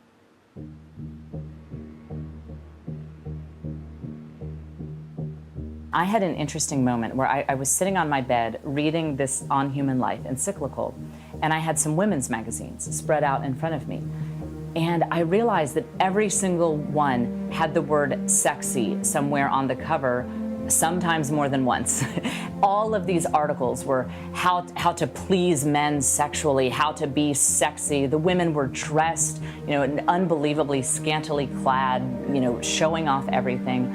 And I thought, this isn't how my grandmothers dressed. This isn't how my great-grandmothers dressed. This is not how women have ever been encouraged to dress in human history. And I had always bought into these ideas that, that's because women were repressed, and it was an anti-woman thing that women didn't used to, let it all hang out. And then I thought, as a woman, I don't think I want to be told that wearing micro mini shorts and a tube top is how I should be dressing. I wish that the standard of style was frankly a little more forgiving. I thought this is actually very anti-woman, this new image of women where we all have to have perfect bodies with not a flaw on them and wear these fashions where everything is just hanging out all the time. And I thought, when did this style of dress change? When did it go from women dressing in a fashionable but dignified manner to having to look like stripper Barbie all the time? And I realized it was right around when our society accepted artificial contraception. And in Humana Vitae, Pope Paul VI predicted back in the 60s, he said, if we accept artificial contraception, men will start to look at women as objects. Women will start to feel pressure to make themselves objects for men. And I looked from that encyclical to the magazines on my bed, and I realized it happened. He was right. Contraception has readjusted the relationship between men and women forever. It's a complete game changer. The man can use the woman as a sexual object. The woman, thanks to contraception, becomes a masturbation device. And we see this working itself out in the mainstreamization of pornography. When Humana Vitae was released and rejected in 1968, within 12 months, you had pubic hair in Playboy magazine for the first time. Then you had the rise of other more gnarly, more hardcore magazines. The Hustler, Penthouse was the next generation. And then with the invention of the modem, you have internet pornography, which is, I mean, you can access the most horrifying, illegal content with a click of a mouse. All of it was enabled by this fundamental refusal to organically unite children with sexual experience. Pornography has become so pervasive and is so clearly harmful that governments around the world are starting to call it a public health crisis. And it's not just the objectification of women directly that is a concern. Porn also hurts women by being a major cause of divorce. Indeed, 56% of divorce cases involve one of the parties having an obsessive interest in pornographic websites, and a full 68% involve one party meeting a new romantic interest over the internet. Porn is also a major reason why there are fewer marriable men to begin with. People are turning into, quite literally, zombies. We're worried about zombies coming from some weird, virus that aliens give us, and it's like, there's men walking around bleary-eyed. There's not much left of them but a right arm and eyes and internet connections. And what else do you need for a zombie? They're dysfunctional. They're not able to do anything. They're non-males. They're almost non-humans. And while making men into zombies, we've gotten rid of women altogether. Think what has actually happened. The pill has made women obsolete. It's 14 hours. Sexual pleasure with marriage and procreation, and it's just unleashed wherever I can find pleasure. Well, pretty soon it doesn't have to be with a woman. I had a professor who put it this way, and it really hit me between the eyes. He said, as soon as you sever orgasm from procreation, any orifice will do. In other words, any means to the sexual pleasure will do. So women are now without men because the men prefer the pornography.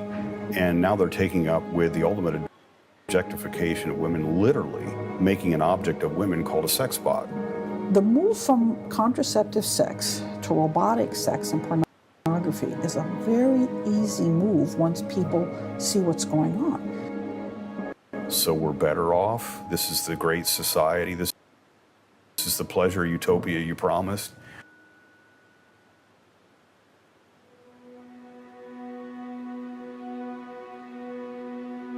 My father left when I was 2, and then growing up, I got very attached to my grandfather, and he ended up divorcing my grandmother and leaving her for another woman. So when that happened, it destroyed me, and I was really young. And because of that, I just learned, well, love doesn't last. It's a temporary thing. So when I got to high school, it just kind of rolled over into my relationships. And I had my first serious relationship at about 15. And after a while, it was just wonderful, and I thought I was in love and everything was great. And then slowly we got very physical, and I ended up losing my virginity. And it literally just all went downhill from there. And I got into the partying, I got into the drinking, I got into the clubbing, you name it. I was into into it, and in the end, you're just left empty and broken and damaged from the world. And after the world says, oh, it's not that bad. My friends used to tell me, oh, it's not that bad. It's not that big of a deal. And there's one morning where I woke up just feeling disgusting from the night before. And I just remember my friends, that echo of, well, it's not that bad. And it's not that big of a deal. Just thinking, what's not that big of a deal? My body, my self-respect, my dignity. But I was so far gone. How do you even recover from that? When a person is being used, they know it. They know it in the depths of their being. They may deny it, they ignore it, and I tried, but I knew it. And after a while, you realize a person's not spending time with you anymore. They're just spending time with your body. And there I was, a healthy 16-year-old, taking birth control and popping pills and taking Depo-Provera shots so I wouldn't get pregnant, all the while so I could just be used by people. It just didn't make sense to me. One night my mother came to me because she just didn't know what to do, and she said, "You're going to a chastity talk today." I said, "No, I'm not, thank you." She said, "No, you're going." I told her, "I'm not going to go listen to some dork talk about sex. Thanks, but no thanks, it's not happening." And I thought, oh, I'm going to lose my car. So I thought, oh, okay, I'll go. Let me just go to her talk, and I'll sit in the back for 15 minutes and I'm out of there. And I went and I stood in the back of the church, and the 15 minutes that I thought I was going to sit there, God literally changed my life. That speaker was sharing insights based on the teachings of Karol Wojtyła, the man from Poland who became Pope in 1978 and took the name John Paul II. I look at the teachings of Pope John Paul II and the theology of the body and how it impacted my life. And it just showed me my dignity, my value, my worth, what I was created for, my sexuality was created for. It opened up a whole new world. It is a world that John Paul II had been exploring for decades, and which was very close to his heart. For the first 5 years of his pontificate, he delivered about 130 Wednesday audiences, which have now become known as the theology of the body. We identify theology of the body by St. John Paul the Great with his Wednesday talks from 1979 to 1984. But the foundation was laid 20 years before that in 1960 with the release of then Cardinal Wojtyła's book, Love and Responsibility, which came out providentially the same year that the first birth control pill called Enovid was approved by the FDA. Literally at the same time that this pornography and birth control pill were coming through, the church was looking honestly to find a way to proclaim to this culture what is good, what is true, and what is beautiful. And one particular bishop in Krakow, Poland, found his own way. In that book, Love and Responsibility, which is it's a difficult read, it's very dense, very, very rich and very deep, he was saying things that no Catholic prelate ever said. Things like the importance of husbands giving their wives orgasms. It was a rare find, whether among a clergy or a rare find even one in the Catholic world, that spoke so deeply and eloquently about the meaning of love. And that became a powerful antidote to the sexual revolution. St. John Paul II and I are very tight. I love JP2 so much. In fact, when I wrote my first sex essay for the Tampa Bay Times, I interviewed a couple, and that couple told me, you need to read Love and Responsibility, which was written by JP2 before he was Pope. And I had never heard of it, and I was like, you know what, I'll look it up. So I looked it up and I ordered it, and it came in the mail. And when I opened it, the first chapter is on the verb to use. And I read about a page and I was like, absolutely not. And I put it back on the shelf because I was like, there's no way I'm going to get through this. It took me 3 years to read that book and comprehend it. I would pick it up every now and then, give it another try. It was just too heavy, too philosophical. My brain wasn't ready for it, so I put it back.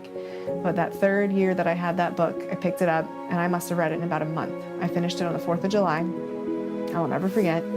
And that's when I had this whole new depth, this whole new understanding of the depth of chastity, this whole new understanding of what love really is. It was an understanding that John Paul II had developed over many years of ministering to young adults before he became Pope. John Paul II, when he would teach the university students in Poland, the women in the class would be like, well, surely he must have been married or at least engaged. Like, how could he know us so well? Well, he knew them well because he listened well. There was a woman who is a human rights activist who suffered greatly under communism and I believe also Nazism. And she really struggled with understanding faith in God and wrestled because of a lot of that suffering. And her friend was able to arrange an opportunity for her to have a private meeting with Pope John Paul II. And they sat down for a long time together. And then this woman came out of the meeting in tears of just joy. And the woman said, well, what did he say to you? And she said, he's the most extraordinary man I have ever met. And she said, well, why? And she said, he listened to me. And that was the genius of John Paul II. He knew that what we had to say was more important than what he had to say. And he really felt that way. And so you have this man who spent years listening with not just his ears, but his heart, camping with young people on these trips, young married couples. And they say of the 50 to 60 young engaged married couples that would go on these canoeing trips with him in Poland, there was a divorce rate of 0%. None of them got divorced. And when you learn what it is that he was teaching them in the wilderness, then it becomes obvious why.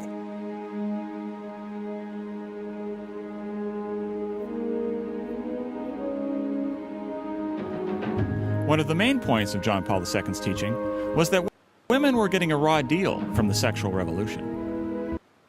There was one instance where John Paul II was addressing a number of bishops, and after this meeting out of the bishops, one of them, Bishop Darcy of Indiana, came to him and said, Holy Father, there's one word that struck me during your address is attractive. Like, how do we make these difficult moral teachings attractive to the modern world? And he said, John Paul became very serious, like a philosopher, and gave a response that Bishop Darcy said is forever embedded in his heart. He said, John Paul said to him, it is necessary to understand the soul of the woman. He said, all of these things that have promised to liberate her, premarital sex, contraception, and abortion, have they not enslaved her? But that one power-packed little sentence, if you want to understand this whole issue, you first have to understand the soul of the woman. And if you don't get that, you're not going to get the rest of it. Somewhat paradoxically, in understanding the soul of a woman, John Paul II started by affirming the beauty and dignity of the woman's body. What I love about it is that it's counterintuitive. You think, well, if there's an emphasis on the body as evil or sexual excesses, the solution you'd think would be to focus on the soul and spirituality and prayer. It's not what John Paul II did. He focused on the body and the goodness of the body, and the body as an integral part of who we are, and not an instrument, not an external, kind of widget that I use at my will, but I am a body, and I am a soul. And so it's that integration that powers the message of the theology of the body. It was this love of the body that led John Paul II to take the loincloths off the nudes in the Sistine Chapel. Yeah, when Michelangelo originally painted the Sistine Chapel, people got pretty upset about it in the Vatican, saying, this is like a stew of nudes. This belongs in a tavern or a brothel, not a papal chapel, all this nakedness. And so as soon as Michelangelo died, because he wouldn't do it in his life, they had many of them painted over. They chiseled out Saint Blaise, his whole head out of it, and changed the direction of it so he would be looking away from Saint Catherine of Alexandria, who was nude. And so they had all these renovations, and John Paul II said, no. Purity is not about spending the rest of your life avoiding the sight of the human body. Purity is about seeing the glory of God in and through the human body.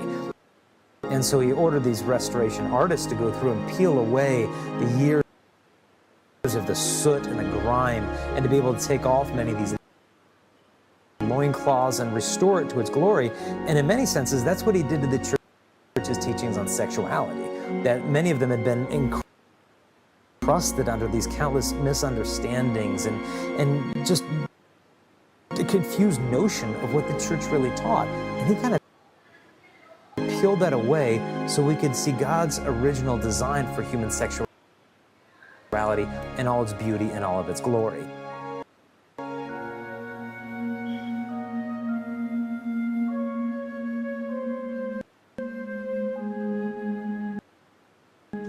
That, for me, has been the real issue. This issue of what does it mean to honor the dignity of a woman. You know, if I were to say to a woman, I'll only have sex with you if you get a nose job.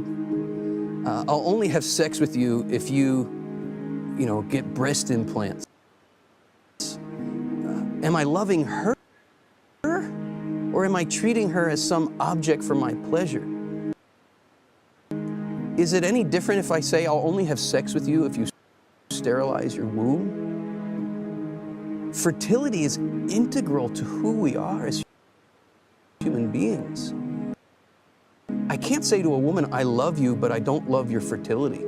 Because fertility is integral to who she is. And it amounts to something like this in the relationship. The man and the woman saying to each other, I really want to have sex with you. Oh, I mean, not the real you, the altered, manipulated you on the pill, you wearing a condom, you this, you that, and it's not the real you. A few years back, I gave a seminar on a Catholic vision of sex and marriage. After the seminar, I had a woman come up to me and say, I agree with most of what you're saying, except for the part where you said contraception is evil. And she went on to explain, she said, you see, I have a friend, and for her, contraception saved her marriage. And then she went on to tell me this story. This friend of hers had a few children, and her husband came and said, look, we've had enough children, and unless you get on the pill, I'm going to have to find someone else. Because the husband literally said to her, I'll replace you unless you agree to contracept. The woman initially didn't want to contracept because she was a Catholic and wanted to be faithful. But she thought it was better to contracept than to be replaced by another woman and have her husband leave her. And the woman then went on to explain that, you see, she saved her marriage by satisfying her husband's desire to use contraception, and now they're very happy. They don't fight over this issue anymore. What's interesting, if you look at this from the perspective of John Paul II's theology of the body, the whole point would be is that the man did replace the woman with an altered, manipulated version of herself. And the woman allowed herself to be replaced her true self with her contracepted self, and gave in to her husband's desires precisely to relate to someone other than her as she truly is. So it's interesting to note that all the early feminists of the 1800s recognized contraception would degrade woman, would lessen her in the eyes of men. Somewhere along the line, and I believe Margaret Sanger is probably largely to blame here, women bought into an idea that rendering their bodies sterile was essential to be liberated. And liberation in this sense means to become the kind of being that can have sex without getting pregnant. What kind of being is that? That's called a man. A man is the kind of being who can have sex without getting pregnant. A woman is the kind of being who can have sex and get pregnant. Is this a bad thing that needs to be erased? Or is this a good thing that needs to be honored and respected? If a woman, to claim equal dignity to a man, has to make herself more and more like a man to claim that equality, then isn't she already buying into the fundamental lie that she's not equal in dignity as a woman? I think a lot of people who attack the church's teaching on contraception never really pause to ask themselves a really important question, which is, what if the woman's body is already perfectly made? What if fertility is a gift and that she doesn't need pills and drugs and shots and implants and latex? What if the woman really needs is to be understood? And that instead of suppressing her fertility in her body with these synthetic sex hormones to conform to our desires, why don't we conform our desires to the perfect way her body has already been created? And isn't this authentic sexual liberation?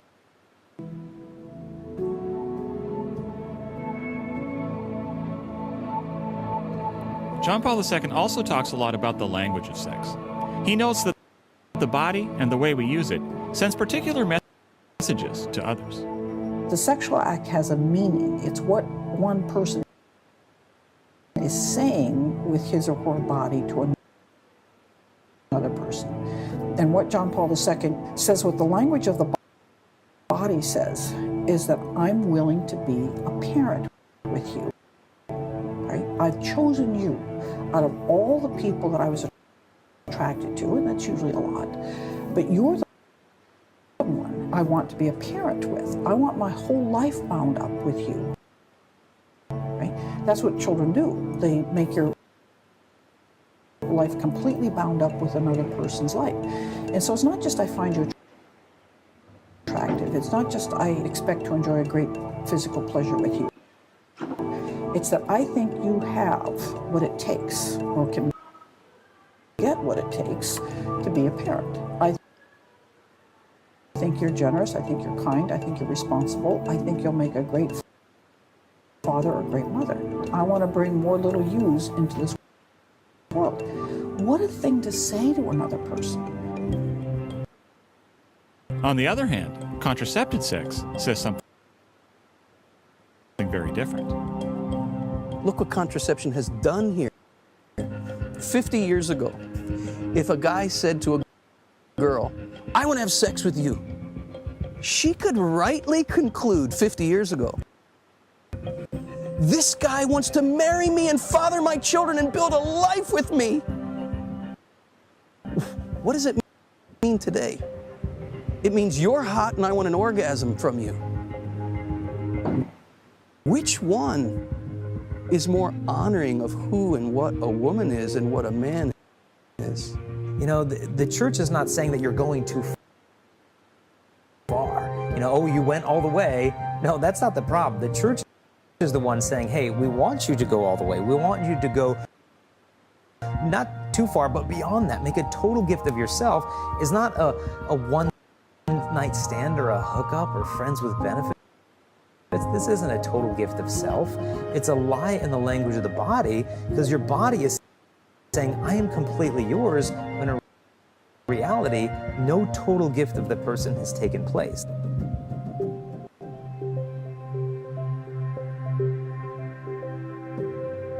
The idea that there should be a gift of the total person comes from John Paul II's definition of love.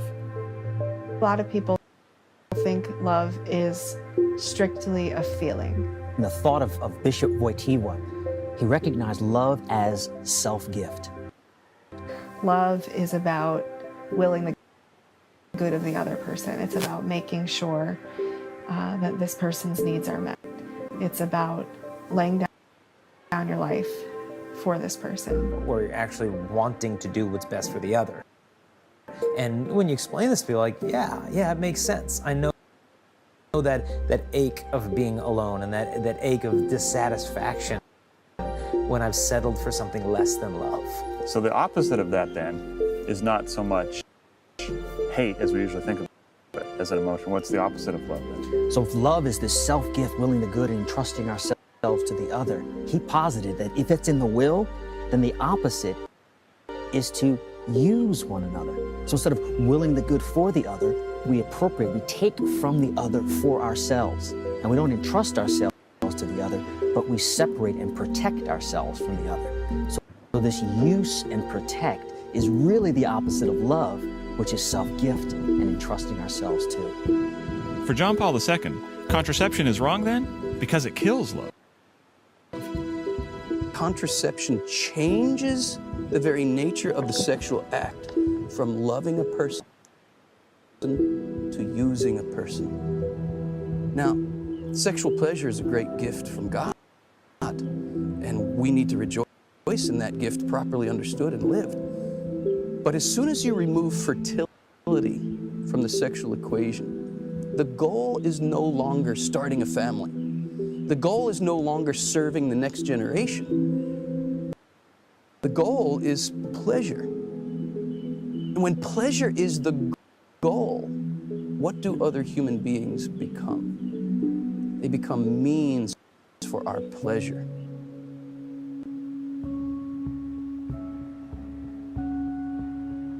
It's fascinating to me that we have convinced these, not one, but two, maybe even three generations of women now, that our fertility is our enemy, that our children are our enemy, that there's something that need to be taken out, and they get in our way, and they are not going to help advance us. And I think this is really the source of so much unhappiness in our culture.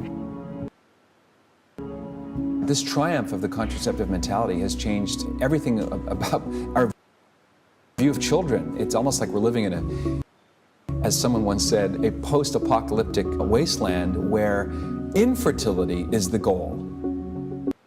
Much of this comes back to these twin goals of feminism, which is that we want to work, we want to make our own money, and we don't want any obstacles to that. And secondly, we want to be empowered in our sex lives, and we don't want obstacles there either. Look at the language of contraception.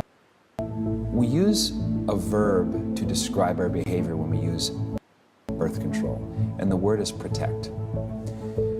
If it's really cold in northern Alberta, I need to protect myself from the frigid air. I wear a parka or I stay indoors.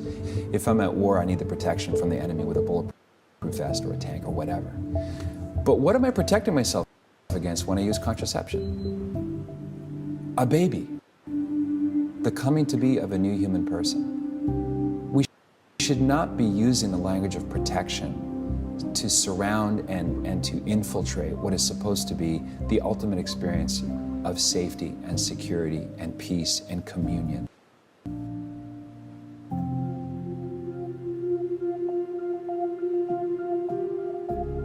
So the sexual revolution has caused the death of love between the sexes, and the death of love between mother and child. This development has been particularly devastating to women, who, according to John Paul II, have a unique capacity for life-nurturing love. He called this the feminine genius. By tamping down and denying this aspect of femininity, women have left themselves grasping for purpose. We find ourselves when we give ourselves away, and I think that this is one of the keys that we're missing. We're looking for ourselves all over the world, you know, from Paris to Bali, and we're not finding ourselves because, of course, it's all this matter of giving ourselves away. The most common response to this is, of course, what are you saying? Women need to be stuck at home? That they can't have a career? That's the interesting thing, is the pendulum. People think you're either saying women have to be astronauts and firefighters, or they need to be doormats. And I think actually, we're getting to the point in the generations where people are getting tired of this. Like, okay, we know women can be astronauts. We know women have these gifts. We know we have all these abilities. Can we please get back to the things that are going to be really stirring our hearts? And there was an article a few months ago, women that were very professional. They were making a lot of money. They had great jobs. But at the end of the day, they said, you know, I just want to go home and grow a garden. I want to quit my job in Bahrain, and I want to go have a family. I want to go bake bread. And, you know, this was my experience. One of the things that I wanted to do more than anything was to make cookies on Saturday with my niece and nephew. And, you know, of course, they lived across the country, and I couldn't do that. But it was just this simple desire that I think that we have for doing something more with ourselves. Yes, we've gained great opportunities, but that's not really where our hearts are. By her very nature and being a woman, God has called all women to motherhood. And it doesn't necessarily mean biological motherhood. It could be spiritual motherhood or emotional motherhood in different ways. But it's a gift that's distinct to the female sex. I think women have this capacity.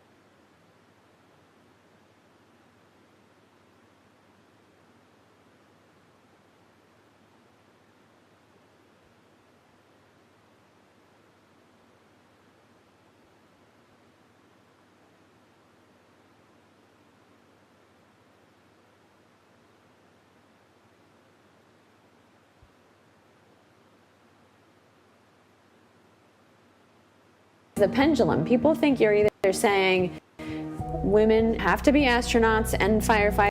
We know women can be astronauts. We know women have these gifts. We know we have all these abilities. Can we please get back to the things that are going to be really stirring our hearts? And there was an article a few months ago, women that were very professional, they were making a lot of money, they had great jobs. But at the end of the day, they said, I just want to go home and grow a garden. I want to quit my job in Bahrain and I want to go have a family. I want to go bake bread. And, this was my experience. One of the things that I wanted to do more than anything was to make cookies on Saturday with my niece and nephew. And, of course, they lived across the country and I couldn't do that. But it was just this simple desire that I think that we have for doing something more with ourselves. Yes, we've gained great opportunities, but that's not really where our hearts are.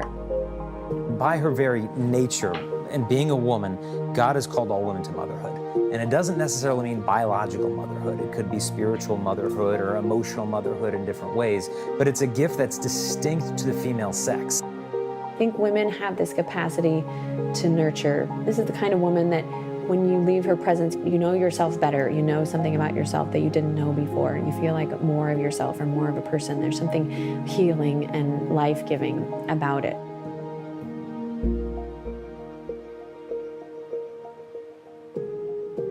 John Paul II did not think that motherhood necessarily means having biological children. But that doesn't mean that he believed women should avoid having kids. And that is because parenthood is one of the primary ways in which both women and men learn to love at the deepest level. I remember the first time I held Naomi, my oldest daughter, and she's screaming. And I said, Naomi, it's okay. Daddy's here. And I don't know what I'm saying. I'm crying and I'm talking. And when I start talking, she did one of those and looked at me. And she looked right at me. I don't even know if she could see me or not. It didn't matter. She looked right at me like, I knew that voice. And yeah, we're talking to in the belly all those months and whatnot. But when she responded like that, something kicked in me. And I wanted to tell the world, I wanted to profess to her and everyone, I will die for you. I will live for you. And I hate to compare, because, to compare is to despair, but, it took a while to get that with Melanie, my wife, right? Praise God, I'm there. I will live for her. I will die for her. But it took a while. This was within seconds of this little baby looking me in the eye. And it was just this instant sense, you can trust me, is what I felt. You can entrust yourself to me. I will your good. And yeah, it's hard. It's unbelievably hard. And it's hard because with each child, it unravels, it makes bare my own sin. The more they annoy us, the more they bother us, the more they just get under our skin, is a bigger light bulb that says, oh, there's something that hasn't been worked out. There's a way that I can learn now to see my own weakness and defect and to make sure it doesn't pass to another generation.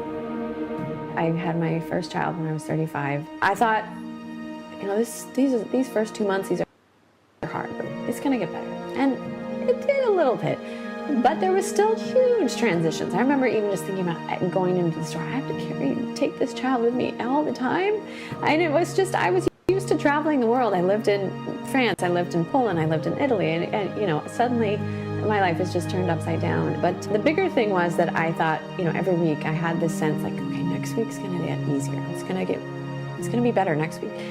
And then finally it dawned on me like, wow, what if it's not supposed to get easier? What if there's some real gifts in this difficulty that I'm not even paying attention to because I'm so focused on when will this get easier? And as soon as I kind of had this insight, like, motherhood is supposed to help take me out of myself and help make me more selfless. Then all of a sudden, motherhood had this whole new cast, and I sort of understood the things that were happening interiorly to my own soul. I was becoming less self-absorbed. I was becoming a lot more patient, had a lot more compassion. All of those kinds of things. And I think the place where this was most striking to me in my life was air travel. I used to fly a lot, and I always had great seating and very well taken care of because I had so many points. And so when I had my children, I'd been several years, all those points were gone. I had no status, and I was so excited to just be on a plane and not have anybody bother me. But I didn't didn't care. I was in the back of the plane and sort of, you know, in a corner by myself. Like, it didn't matter that I wasn't in business class anymore. You know, it was just, but prior to that, I would have been, I think I would probably was a terrible flyer, and I would have been really upset and cranky about being put in the back of the, so, you know, it was just a small marker of where my patience and what kind of a person I was being transformed into by that experience of just being grateful for everything and having a sense of gratitude instead of, you know, that awful flyer that nobody wants to deal with at the front counter.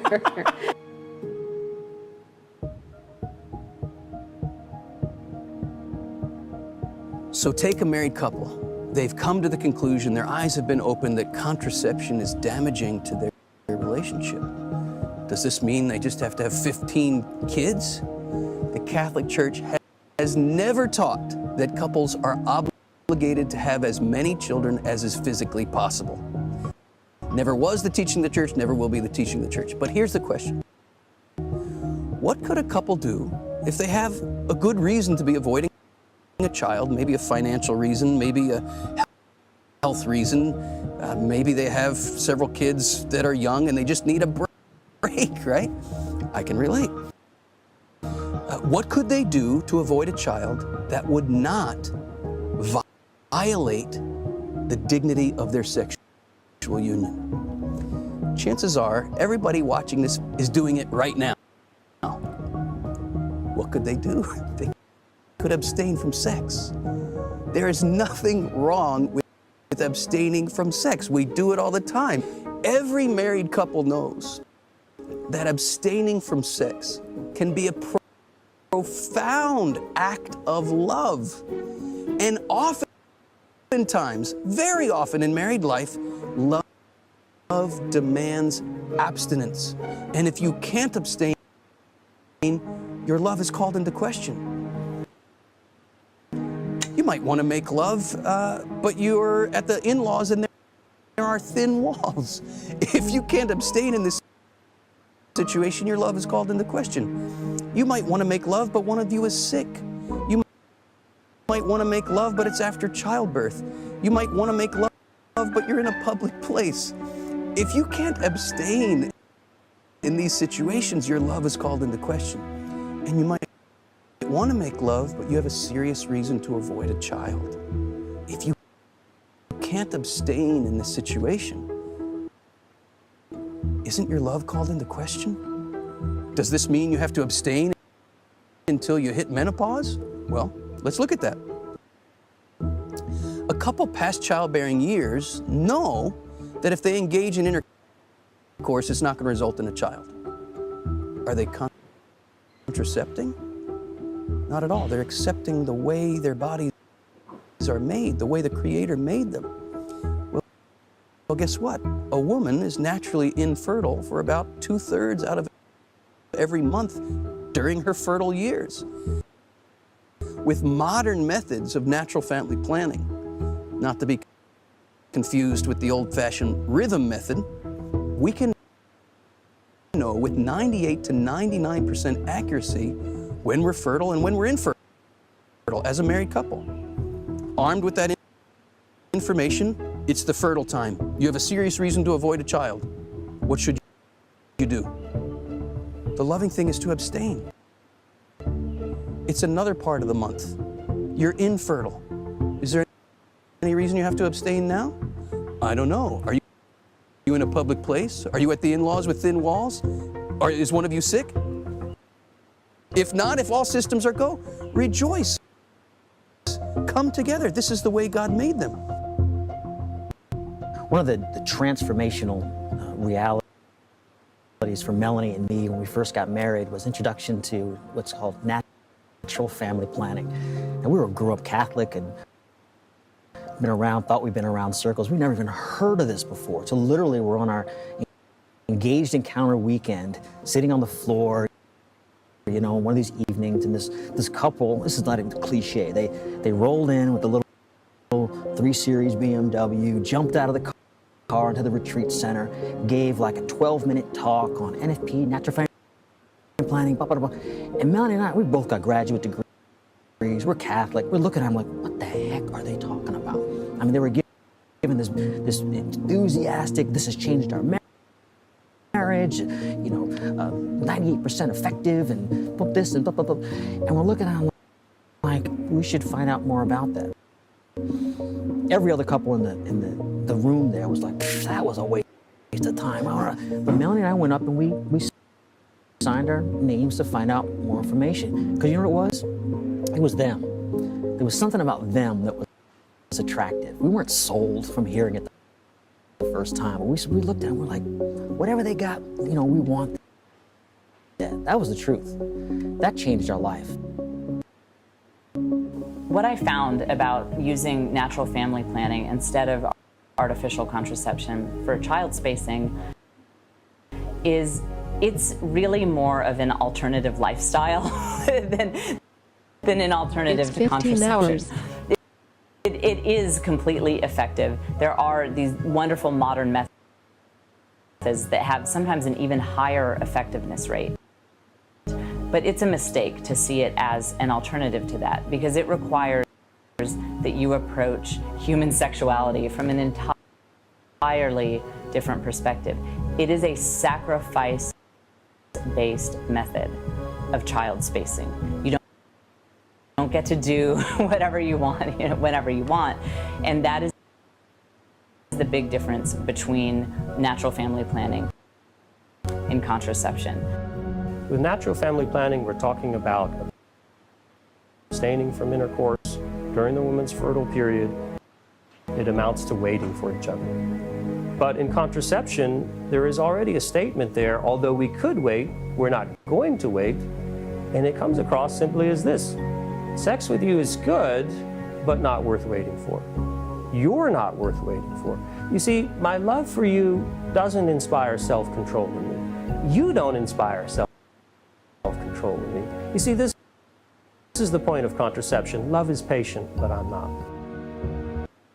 See, the problem is that we have been trained as a culture, particularly since the advent of the birth control pill, to look at love through the lens of sex. And it's almost like looking at binoculars the wrong way. We're really called to understand sex through the lens of love, right? That sex is a particular expression of love, not the false idea that you get love through sex.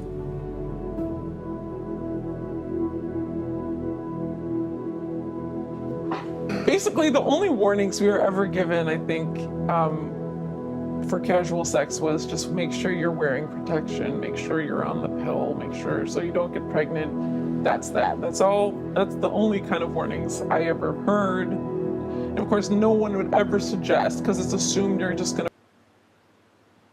to participate in this culture. No one would ever suggest, if you really, don't, if you just maybe just don't have sex with people. Like, no one would ever suggest that.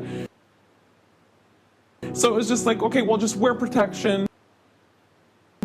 And the truth was, though, like afterwards, after all those years of participating in that culture, I felt that protection didn't protect me from much. It didn't even make me feel protected at the time. I felt very vulnerable and very hurt.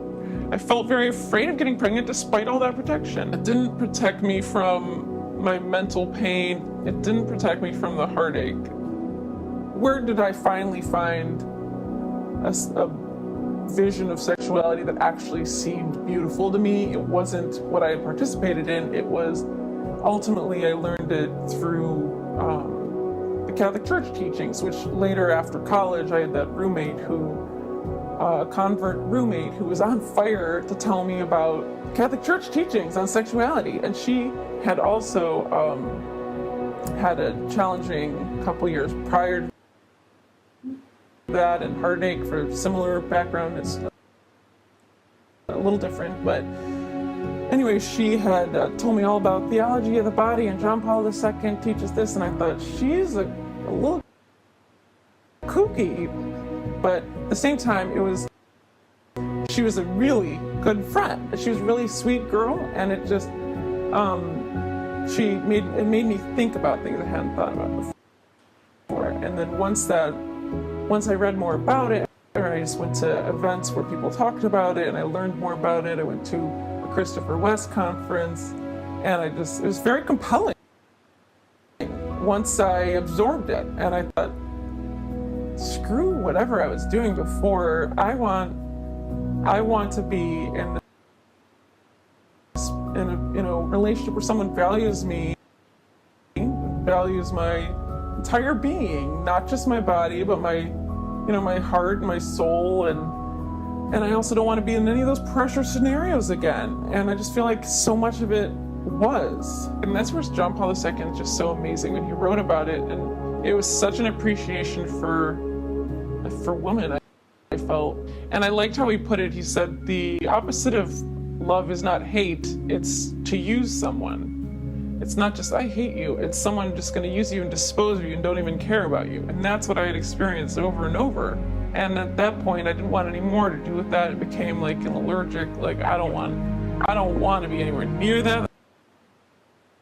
That makes me want to throw up. I want something better than that.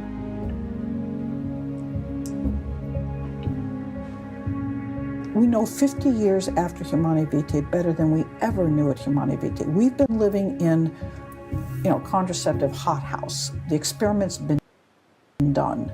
You could think at the time, it was possible to think in 1960, 1968, that contraception was going to make things better. It's not possible to think that now. It's impossible for anybody who has eyes to see to think that contraception has been an overall benefit for men, for women, for children, for a culture.